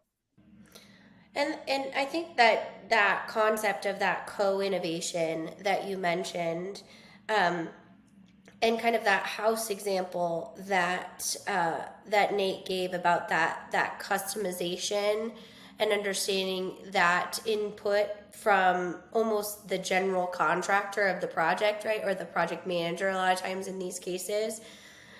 And I'm wondering if you can kind of give us a little bit of an example of that standardization versus customization balancing point, and maybe give us some key indicators that you've gone too far one way on that teeter-totting slope. Yeah, it's a great question. And it's definitely a qualitative assessment that you have to do in many ways. So it's more art than science. But what I'd say is, first of all, if we back up and answer get a couple fundamental points out on the table. One is that, as noble as it sounds, most organizations find that it's completely unrealistic to do a zero customization approach to any sort of transformation. Typically, there's going to be some level of customization required if you're using any sort of off-the-shelf software that's trying to be everything to everyone, because it's not going to be everything you need it to be, and therefore you're going to change it. So you kind of set that aside and say, okay, we're going to have to do some degree of customization, but how much is the right amount? And how do we ensure that we're not doing too much? The other competing or conflicting point to bring up is that once you start customizing, it's a very slippery slope, because then you start to create some change management issues, or you start to perpetuate change management issues, which are that, well, hey, I don't have to change. I can just change the technology. We don't really have to change. Let's just have the developers create something for us that just mimics our old way of doing things. So that's another extreme, that just by doing customization once doesn't mean that's where you're headed. But it's sort of like I hate to bring drugs into this, but it's almost like a gateway drug. You do one thing at customization, all of a sudden you've customized the entire thing just because you become so hooked on it, or you believe that you can and you should change the software. So you just recognize those competing realities, and also know that oftentimes the need or want to customize is a symptom of not having done enough change management and not managed the change well. So in other words, the resistance to change is oftentimes what fuels the need or want to customize, and you have to recognize that. And then the last thing I'll say is that not all of your business processes and functions are created equally. So there's going to be certain parts of your business where you say, look, I don't care how painful it is, we're going to impose kind of off-the-shelf software functionality in that part of the business, and we're going to change our business to fit software. The other bucket is more of our competitive advantage, things that are super critical to being successful, and it's our differentiator in the marketplace. We're not going to water that down just because the software can't do what we want it to do. So in those cases, we're going to be more likely to customize. We might get some kind of third-party bolt-on system. We might create some sort of different process, whatever it is. You're more likely or more flexible to change the technology in those areas. So every business typically has two buckets like that you separate your processes or functions into, and which ones you fall into which bucket are going to be different for every organization. But I think if you think of it that way, then it sort of puts some more realistic parameters in place instead of an all or nothing sort of a scenario. It lets you be a little bit more strategic and deliberate about it. Well, absolutely. And I think everything you just said is so important on the awareness scale, right? Just being able to see, oh, wait, what are we actually talking about? Were we actually asking of the system or of our teams internally as well? So, excuse me, for those of you that are listening to us on audio, my kids brought home a cold from starting school. So that's why I sound so sultry, right? Right now, but it's not at all, because I'm mad about the customization anyway. But there are a few things I also kind of want to dig into when it comes to indicators, because they can have a huge impact. So we have that concept of kind of that water cooler top misperceptions around what's going on with the project or the technology, those types of things. And then also understanding that unintentional resistance. What are some tactics that organizational leaders can use to be able to identify that those are happening? Because I can only imagine they can get incredibly out of control without even surfacing sometimes until it's kind of too late and the project has suffered severe disruption. Yeah, it's a great question. And we didn't get to that either in the conversation, but some of the biggest, most important things you can do is, first of all, bring them to the surface. So I started to talk with the team about, during the conversation, the panel discussion, I talked to them about the organizational readiness assessments that we do. There's a quantitative and qualitative thread for each of them for those assessments. And the idea there is that you want to really understand the culture, the strengths and weaknesses of the culture, and start to anticipate where the unintentional points of resistance are going to be. Some examples of what red flags we look for, even if on the surface everyone's on board, everyone's saying, hey, we're excited for this change, we're willing to change, we support it, we understand the why. Understanding the why is just a really small part of it. It's important, but it's just the tip of the iceberg. Now we need to get below the surface of the iceberg, or the tip of the iceberg, and understand what is it that's probably going to trigger people into resisting change, or at the very least not supporting the change the way that we need them to.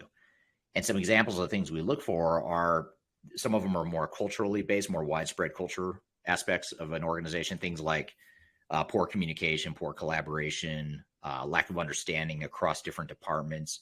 Those sorts of things can lead to unintentional resistance. And again, resistance has sort of a negative connotation where you think it must be coming from a bad place. It's usually not coming from a bad place. It's usually not because people want to be difficult.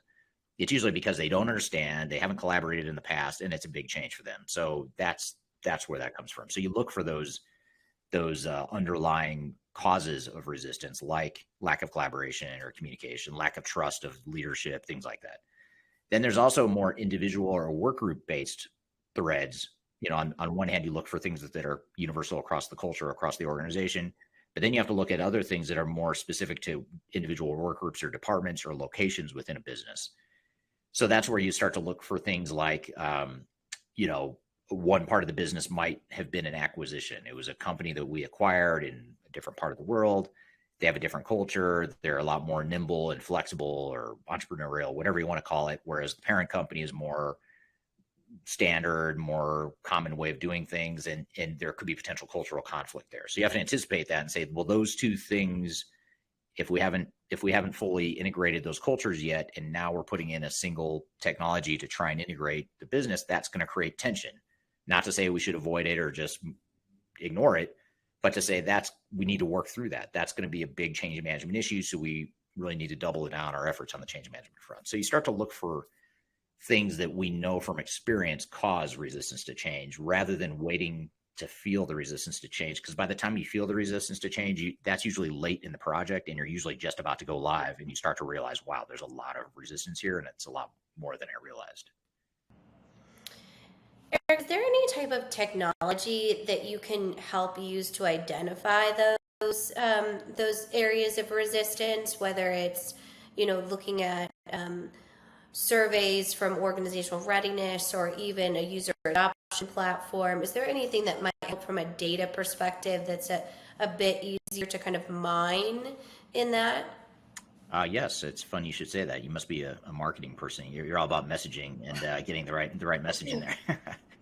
I'm just about, I can only imagine, as this $1 billion company, how in the world am I supposed to know what people are talking about at a water cooler? I really hope that I would have that pulse, but an organization that size that's been put together with merger and acquisitions that has so many different subcultures, I can only imagine the challenge of trying to get in front of something that you're not even really sure exists until it does, and then it's a really big and expensive problem at that point. Yeah, so some of the things that we would use, we use at Third Stage, we use an online organizational readiness assessment platform that measures, that gets inputs from throughout the organization, from employees throughout the organization, to measure different parts of culture, communication, leadership styles, just different parts of the organization. And we analyze that and benchmark that to other organizations to say, based on what we see in the quantitative results, these are the areas where we think there's going to be problems. And we also do a qualitative assessment too, which is usually more, I hate to say manual, but it is manual. It's through a series of focus groups and discussions with different parts of the organization to get qualitative data to augment the quantitative data we get from the online survey tool. So you combine those two things, and that gives you a basis for understanding where the resistance to change is going to be, and more importantly, what the change strategy and tactics are going to be most effective for that situation. You also mentioned user adoption. We use a user adoption tool to ensure that people have resources to help automate or to provide them digital support at the right times throughout a transformation, to ensure they understand new processes, how to use the new tools, they understand the roles and responsibilities, all that stuff. So there's user adoption tools as well that we use later in the project. Usually it comes after the organizational readiness assessments are done, at least the first round. So that kind of gives that heat map type of quantitative approach to where there are these pockets of potential resistance that really comes out of knowing your organization. I don't often get a huge lens into our great client work here because I'm so busy telling our audience how amazing we are and bringing the cutting edge of pig zombies to our podcast here. But recently, I am a part of one of these projects simply because we're bringing some thought leadership into it. And the organizational readiness assessment really showcased areas in which they need to address as an executive team from a data-driven approach. And I think a lot of times they were absolutely shocked that was the place that they as an organization really needed to address. So I think just hitting home that understanding where your organization is right now through these tools, and then also taking that approach in your strategy to address those right now, not think, this is just one department that feels this way, or this is just, a subset of stakeholders. Well, that subset of stakeholders can have a lot of power to completely derail the project, and we've seen it time and time again. So I think that's so important. Yeah, and I think one of the things we didn't talk about on there too was that we didn't go into detail, was that I think Nate mentioned that we started the change management work stream about 6 months into the project, and that left us a little over a year, or it leaves us a little over a year until the project is intended to be completed, or at least the major phase of it. But what I would say is that, in cases where you start it earlier than that, you start up front before you ever start the technical work stream, that's going to speed up the project, because it's the change management stuff that usually slows down a project. And when you push it off and don't start it till later, that just further delays what was already going to get delayed in the first place. So if you can get ahead of that and start the change management stuff early, you're actually going to accelerate the project, and the technical work stream then will sort of be in sync with the human work stream, which the human work stream always takes longer, just because we as humans change a lot slower and we're just a lot more difficult than the technology piece during a transformation. Absolutely. And the last thought I wanted to ask you about is it's a journey approach, right? How do you balance it's a journey with knowing that change fatigue is a real thing and can be, a potential disruptor or failure point in a digital transformation project too? How do you balance those two? Yeah. And so change fatigue, just to give a brief definition, change fatigue is when organization changes too much within too little time, and people are now tired and starting to resist change because they just can't handle any more change. They're still trying to figure out the changes and get used to the changes that have already been introduced, and now you're throwing new changes at them. They just can't keep up. So that in its core essence is what change fatigue is.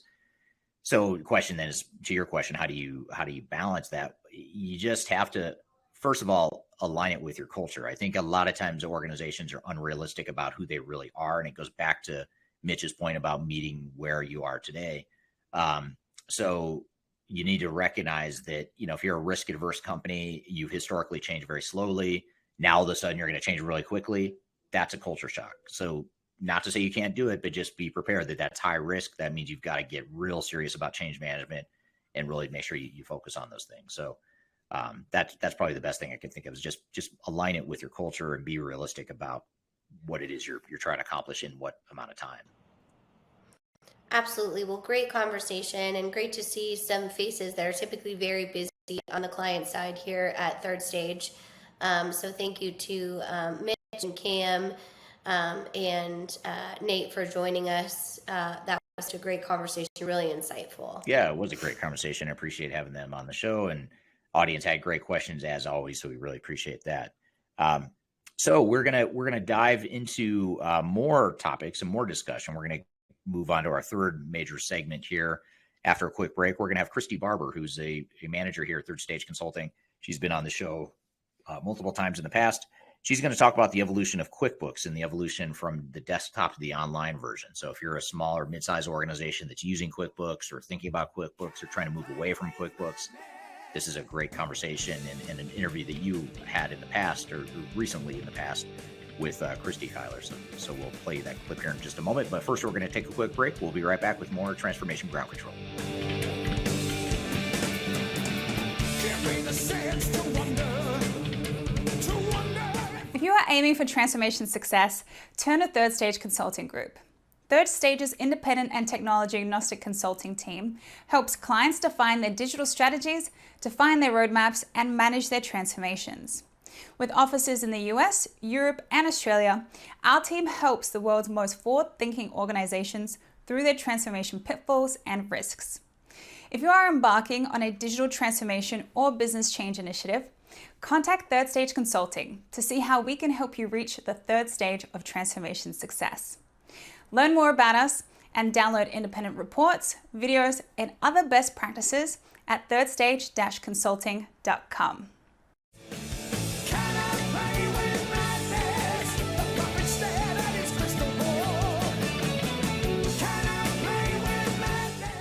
Hello, welcome back to Transformation Ground Control, episode number 81. My name is Eric Kimberling here with Kyler Cheatham, and you can find new episodes of this show every Wednesday on YouTube, LinkedIn, Facebook, Twitter, as well as all of the audio podcast platforms.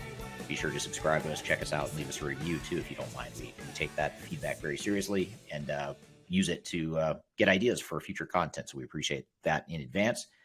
I wanted to shift gears a bit and play you a clip from an interview, Kyler, that you had a chance to do with Kristy Barber on the Third Stage Consulting team. And you guys discussed the evolution of QuickBooks, moving from QuickBooks Desktop to the online version, and in particular, this issue with UK compliance and just making sure that you're compliant with UK laws. And I suspect there might be other laws throughout the world where this is relevant as well, but you guys tend to hone in this conversation on the UK laws. So really good stuff, especially if you're a global organization, just trying to figure out how to manage the global regulatory aspects of this. So let's play the clip, and then you and I will come back and we'll sort of unpack some of these threads here a bit more. But here's the interview between Kyler and Kristy talking about the evolution of migrating QuickBooks. Kristy, thank you so much for joining us today. Yeah, thanks for having me. Absolutely. We're very excited. So if you could just give our audience community a quick background on how you help our clients and your specialized role here at Third Stage. Yeah, so I predominantly work with small businesses, helping them move off of QuickBooks onto an ERP solution, looking at processes, where do we need to make some more efficiencies, finding those gaps where current software isn't hitting the mark, and then looking for other softwares that can possibly do that. So a lot of times making a best of breed solution on that. So yeah, extensive accounting background coming at you today. Absolutely. Well, we need that for our QuickBooks conversation. So kind of to start us out, you give us the status of this kind of new development in the QuickBooks ecosystem. Yeah, so last year, QuickBooks announced that they were going to get rid of their desktop version in the UK. So this doesn't 100% affect US based, but you're always looking at, hey, is this coming our way soon? And so they decided that as of January 31st of 2023, desktop version of QuickBooks is gone in the UK, and you have to move to QuickBooks Online, or you would have to move to a different financial package whether that's an ERP or a different solution if you don't like the web version of QuickBooks. So what would be the difference between, like, what are some key functional differences between QuickBooks Desktop and QuickBooks on the web version? There's quite a few. QuickBooks Desktop, I think one thing that's nice about it, if you have poor internet, it doesn't require anything. Yeah. You can just hop on your computer and go, similar to like an on-prem type deal, but the reporting is better. You can search within reports better. You can set them up the way that you want them. Whereas QuickBooks Online is more wants you to export it to Excel and then manipulate the data there. So like a good example is I can go into QuickBooks Desktop. I can look at my P&L and I can, drill down. Let's say I want to see all my repairs. I can sort that then by name of vendor. I can't do that in QuickBooks Online. I can only sort by date, memo, and amount. And so therefore you have to export it to Excel, kind of see what you're looking for, and then go back through into the web version and do that. So there's little things like that are, this isn't the best, but it's doable. QuickBooks Online also slower to use. There's a lot of hang time, and that is something that they are trying to make better. They put out an announcement, I think it was a month or two ago, about how they're trying to put some more R&D into making their solution quicker, like other softwares are. So what is the reason behind that migration? Because it sounds like there are kind of some pain points around the desktop versus the online version. So what is kind of the mentality behind discontinuing the desktop version?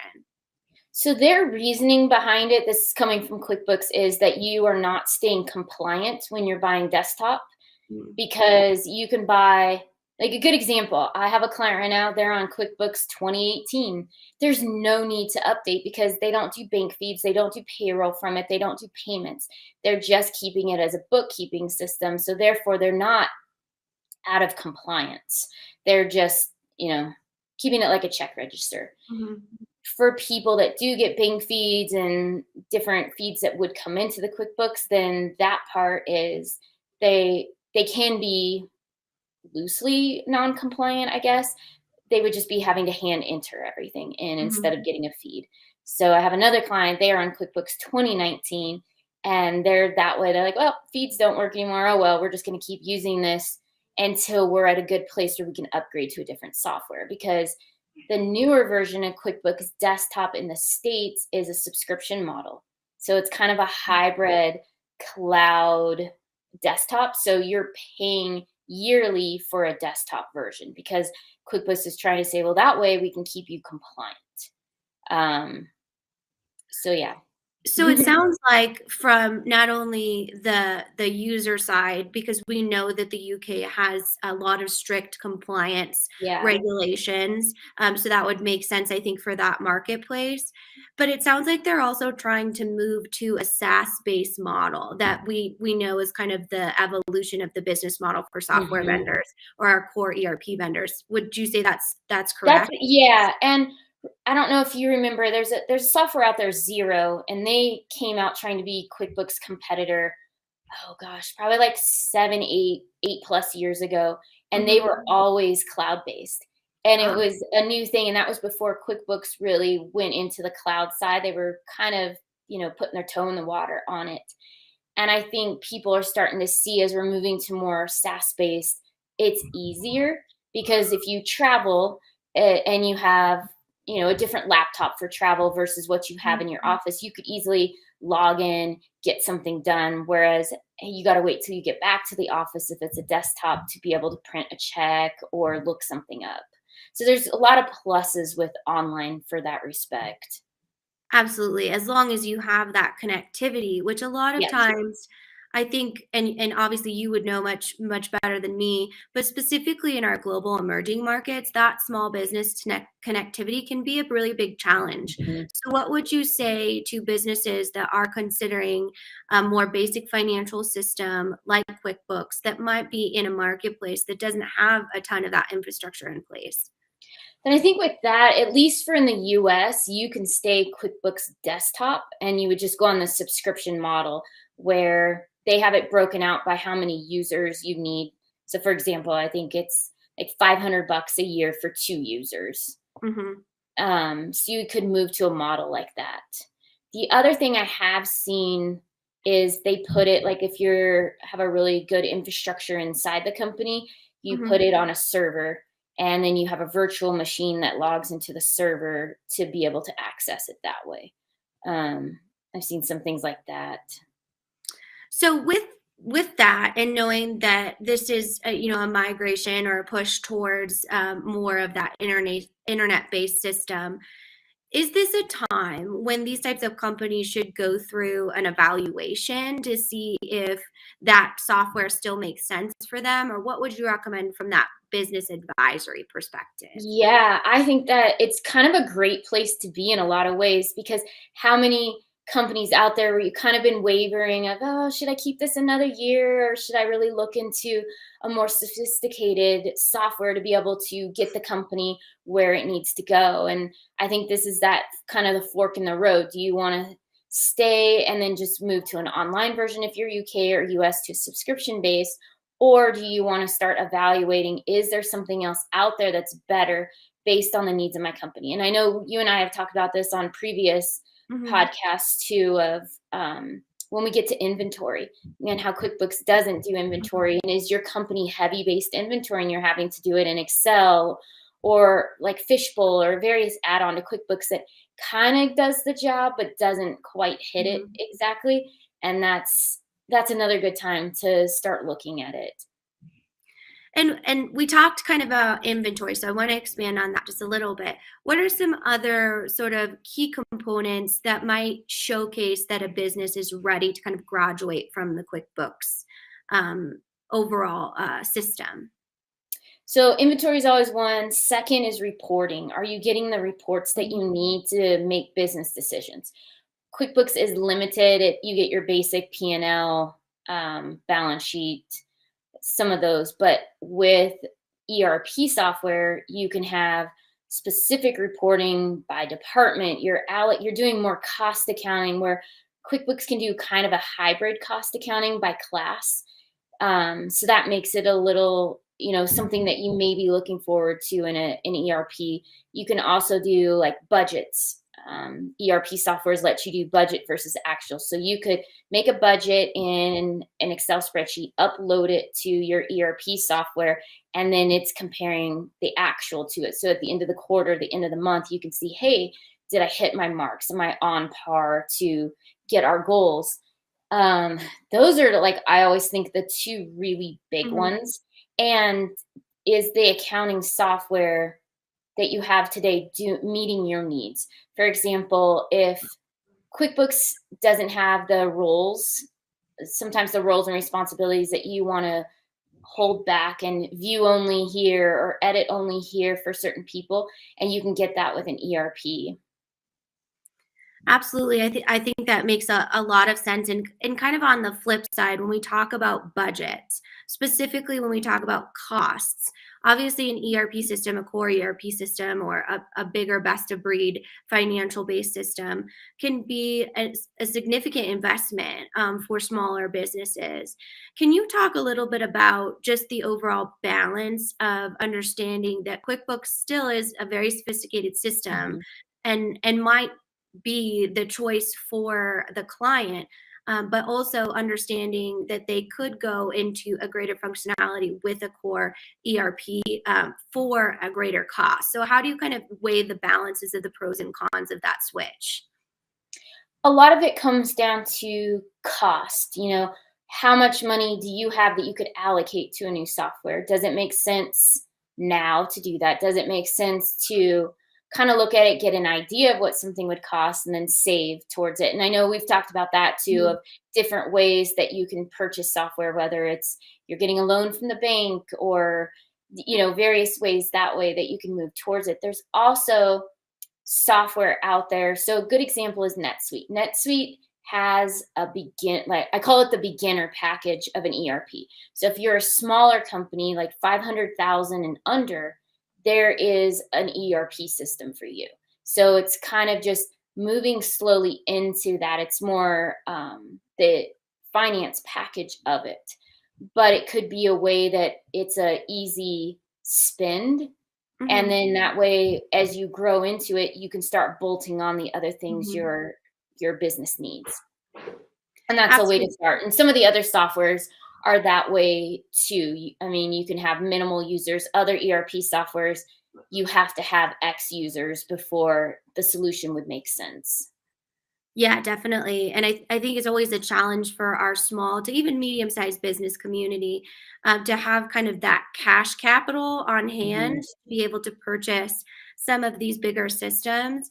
So I'm curious to hear, as we talk about QuickBooks moving to a SaaS model, we see a lot of other cloud-based systems, coming out to really migrate onto that latest and greatest SaaS system. Is SaaS cheaper for these types of businesses in the fact that they can kind of spread the wealth, if you will? It is more of a subscription as opposed to a bulk licensing fee right up front. What are your thoughts on that? So QuickBooks is different in that way. So compared to an ERP. So ERP, you could have a subscription model you pay every quarter.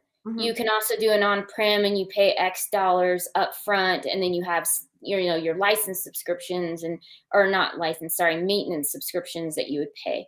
QuickBooks has always been, hey, I could buy QuickBooks 2000 and it's still going to work today because nothing's really changed about it. I can still write checks, make deposits, and look at reports. There is some added functionality that, that's come over the years, but it made it a lot easier for small businesses to afford an accounting software and even then the entry point isn't that expensive. You could buy, one for $250, $300 on the Pro and Plus side. And then when you move enterprise, then it's more money, but still looking at that. And then you say, hey, now you got to move to an online version of QuickBooks, which is, I think they run like $50 a month. And you think about that over the years, how many updates are really coming that this is how I always think, the accountant in me that gets cheap sometimes. How many updates can I see that justify me paying for this $50 a month subscription model versus the desktop that I had that it gives me some updates, mostly for security purposes, but that's it. And it does everything I need it to do. And I think that's where a lot of small businesses get to that model is, why do I want to spend money on something when this meets my needs today? And QuickBooks is eventually going to force people to make a decision. And if you can get ahead of that decision today and start preparing internally down to like a change management part of, can we accept the change that we're going to have to move to a SaaS model eventually? And what does that look like for our organization? And can you elaborate on the change management part? Because I think a lot of times change management, specifically in small businesses, is misunderstood because they are smaller and they think that, just an email, we're moving to this, good luck to you. And and they often don't have a ton of budget to invest in those change management tactics. So can you kind of talk about how important that is and maybe give an example of what you would do in migrating to a QuickBooks online version versus desktop from a change standpoint? Yeah. So with the change, it's really just getting people on board for something. It's not saying it's one way or the highway. It's getting buy-in and helping your employees, whether you have only one employee or you have 100 employees, that they are invested in the decisions that the business are making and they see the good that's going to come from it. They also are able to see, hey, this isn't really going to affect my job and make my position go away. It's going to enhance my position and make things easier, or I'm allowed to spend less time doing certain tasks so I can actually catch up on these other tasks that I've been wanting to do. So I think that's like the whole encompassing part of change management, and a good example of how you could help your accounting department move from desktop to a SaaS model is explaining what this looks like. How, what are some fears around it? What are the pluses that are going to come from it for them? And is there training that's going to be involved because they've always used desktop, they've never seen online version? What is that going to look like?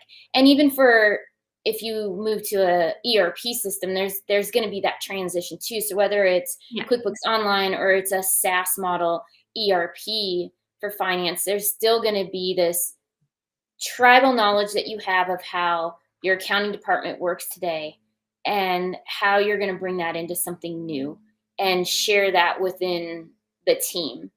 I think about that a lot, of just most accounting departments, they run the same because it's you have AR, you have AP, but then you have unique things about what your company does. Do you do consolidations? Do you do rebates? Do you have, different things like that that start making it unique and complex in some ways? And I think helping people understand what that looks like and to get buy-in. And good example is a client I worked with a few years ago. They were moving to a new POS system, and they were going that route first before they were getting, any other financial software. And there wasn't any buy-in, and everybody thought this new POS system was going to get rid of the cashiers. And it's like, no, we need you. This is why we need you. And, putting together a plan for that and getting the buy-in of, hey, it's not key in every number anymore. It's, hey, you slide a badge or you use your thumbprint to log into the register so we know nobody's using your drawer.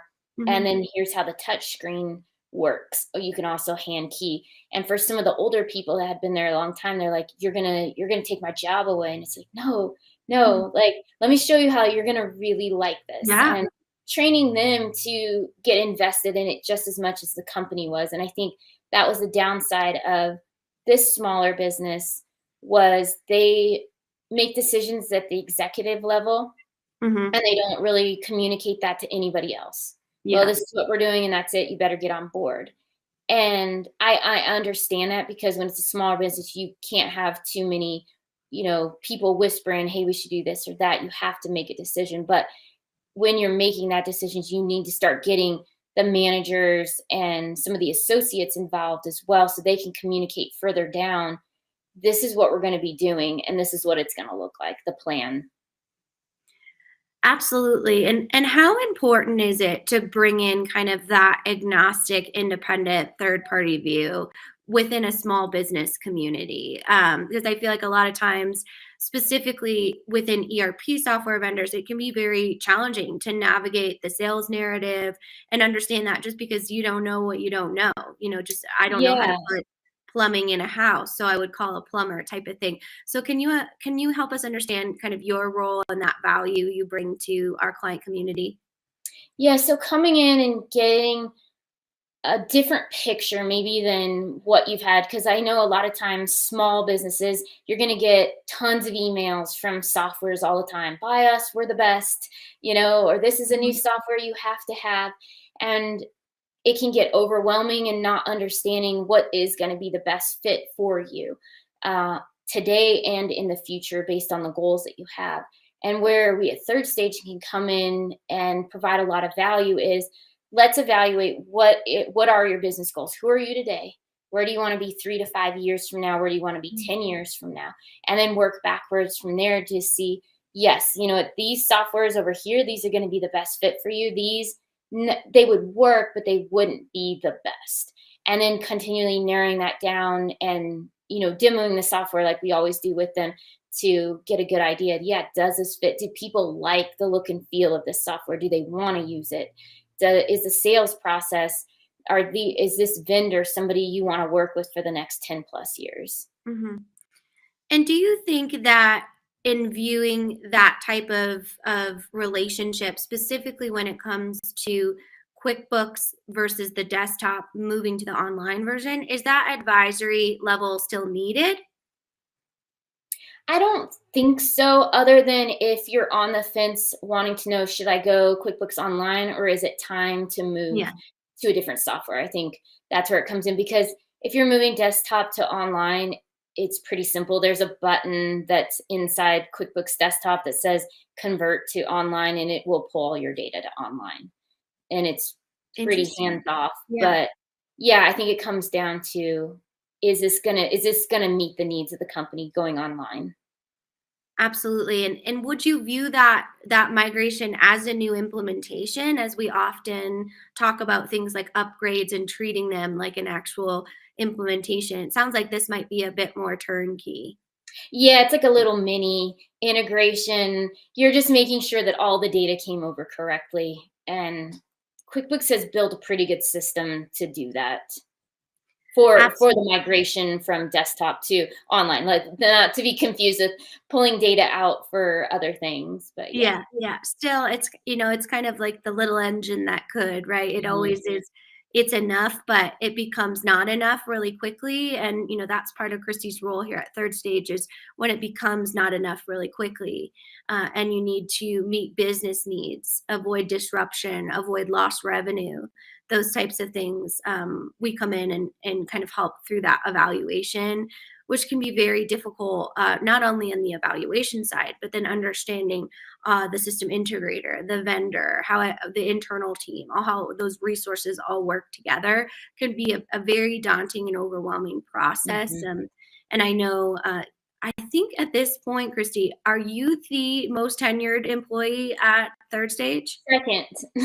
Second? Who's first? Adam. Adam. Oh, I know him, but for some reason I thought you were here before Adam. But Nope. this is kind of your wheelhouse. This is the ecosystem that you operate in. So thank you so much for sharing that Yeah, insight. thanks. Is there anything else that you'd like our audience to know, or some best practices advice around QuickBooks, or even small business technology in general?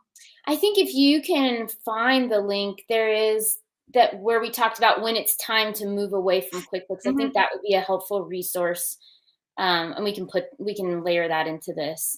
Oh But yeah, I'll put it in the description too. yeah, So that's a good one for everybody. If you're kind of on the fence of wanting to know, do I stay or do I go? It would give you some helpful tips on that. Okay, great conversation. Thank you, Kyler and Kristy. Good conversation about the evolution of QuickBooks moving from desktop to online. Some good threads there. We're going to touch on a little bit more detail. Kyler and I will come back and talk about that here in just a moment. But first, we'll take a quick break. You're listening to Transformation Ground Control.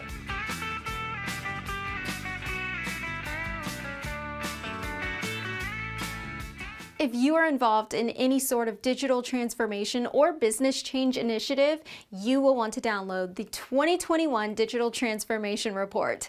With its comprehensive overview of business and technology trends and best practices, this report is a must-have guide for any transformation project or executive team. Download this free report by visiting Third Stage Consulting at thirdstage-consulting.com. You can also visit our website to learn more about us, or download independent reports, videos, and other best practices. Again, visit thirdstage-consulting.com today to learn how to take your transformation to the third stage of success.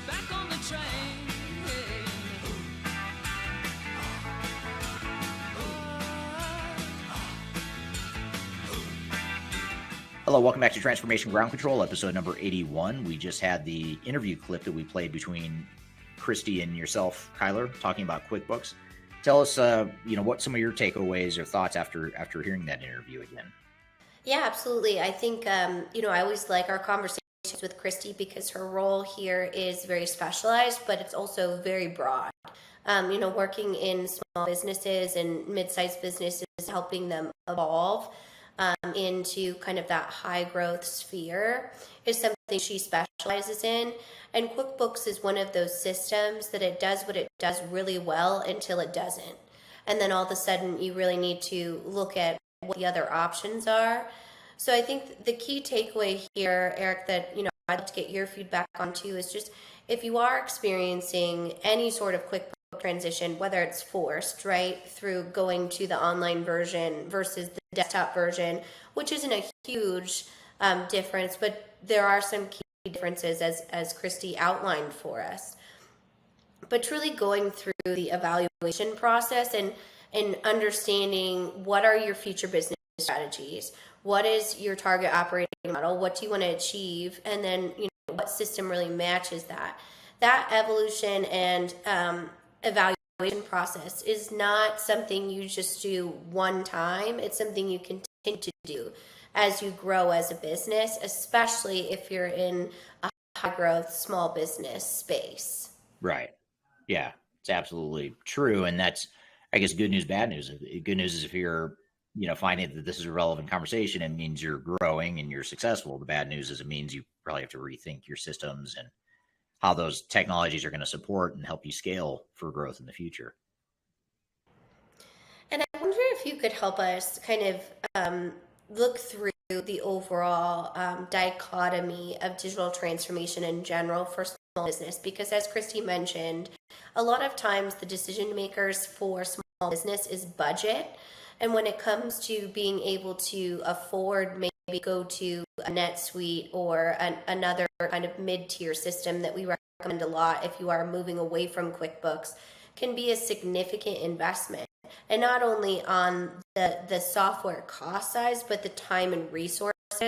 It can also be a huge risk to the organization if it doesn't work, right? An implementation failure for a small to mid-sized business can sometimes constitute bankruptcy.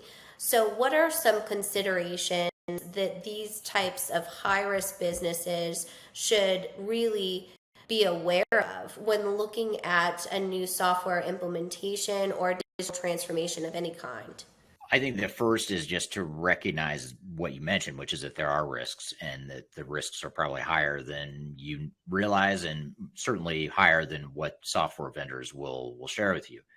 So once you have that out on the table, then the question becomes, what do we do about it? How do we neutralize that risk? And it starts with making sure that you don't bite off more than you can chew. Make sure that you're maybe starting with replacing the basic finance and accounting functionality that you had in QuickBooks or whatever your legacy system is. And then you start to bolt on or you start to work in other more advanced capabilities that you don't have now. Too often organizations just try to bite it all off all at one time. They try a big bang approach and it fails, or they just never get to the point of any sort of go live because they can't absorb that change in that small amount of time. So just have a realistic plan. That's the other part of it, and be strategic and deliberate about technology. There's a lot of shelfware that gets sold out there, and what shelfware is you buy a bunch of software that you never use because it's either not adding value or it's not worth the cost and the resistance to change and all the heartache that goes along with implementing it. So you just want to be conservative, I guess I'd say. It's probably the best way to put it. Be more measured and strategic about how you deploy new technologies. And you can always speed up later. That's a lot easier, actually, than trying to bite off more than you can chew and then finding that you've got to throttle back and people get demoralized and people lose their jobs over that way of thinking. So those are some of the things that come to mind there. Yeah, and I think the way Kristy put it is adding that business advisory option. We totally understand the need in small businesses and mid-sized businesses, the need to kind of lean out on your project and be really mindful and intentional about the way that you spend money. But as we were kind of chatting about, one of the main tiers of business that we see come back to us after the selection process is that smaller to mid-sized business, because it can be very difficult to navigate a system integrator that may not speak your language. You don't have a lot of times a full-fledged, really big IT team. They're constantly being able to monitor and translate what software vendors might be saying. So I think investing in even just having that conversation with Kristy and team is something that can be really huge. Also, we gave the resources we have a QuickBooks channel on our YouTube page that Kristy talks a lot about migrating from any sort of smaller based software into a full-fledged ERP system. So if that is something you're considering, we highly recommend that you look at that. And as we mentioned, download that 2023 digital transformation report that has our top systems for small business and our strategies around what that looks like as far as implementation. Yeah, absolutely. Those are good sort of parting words or good resources that the audience can take away to help mitigate some of the risks. And one last thing I'll throw in to the conversation on this thread, which you will also find in those same materials that you're referring to, Kyler, is to make sure that you have the risk mitigation framework and the right project governance during the implementation. And that entails oftentimes not only setting up the right project governance and decision making, but also making sure you have the right quality assurance and the risk mitigation mechanisms in place, which a lot of organizations reach out to Third Stage, or companies like Third Stage that are independent, technology agnostic, and they can help identify and anticipate some of those risks before they become a problem. So I think that's another thread or another way to look at it is risk mitigation. And that's something we cover in a lot of those materials you mentioned there below. So I want to thank the audience here today for being here. Thank you, Kyler, for another great episode. You can find new episodes of this show every Wednesday on LinkedIn, YouTube, Facebook, Twitter, as well as all of the audio podcast platforms. We appreciate your time here today. Hope you found this content helpful, and we look forward to seeing you next week on Transformation Ground Control. In the meantime, have a great week, and we will see you all soon. Take care.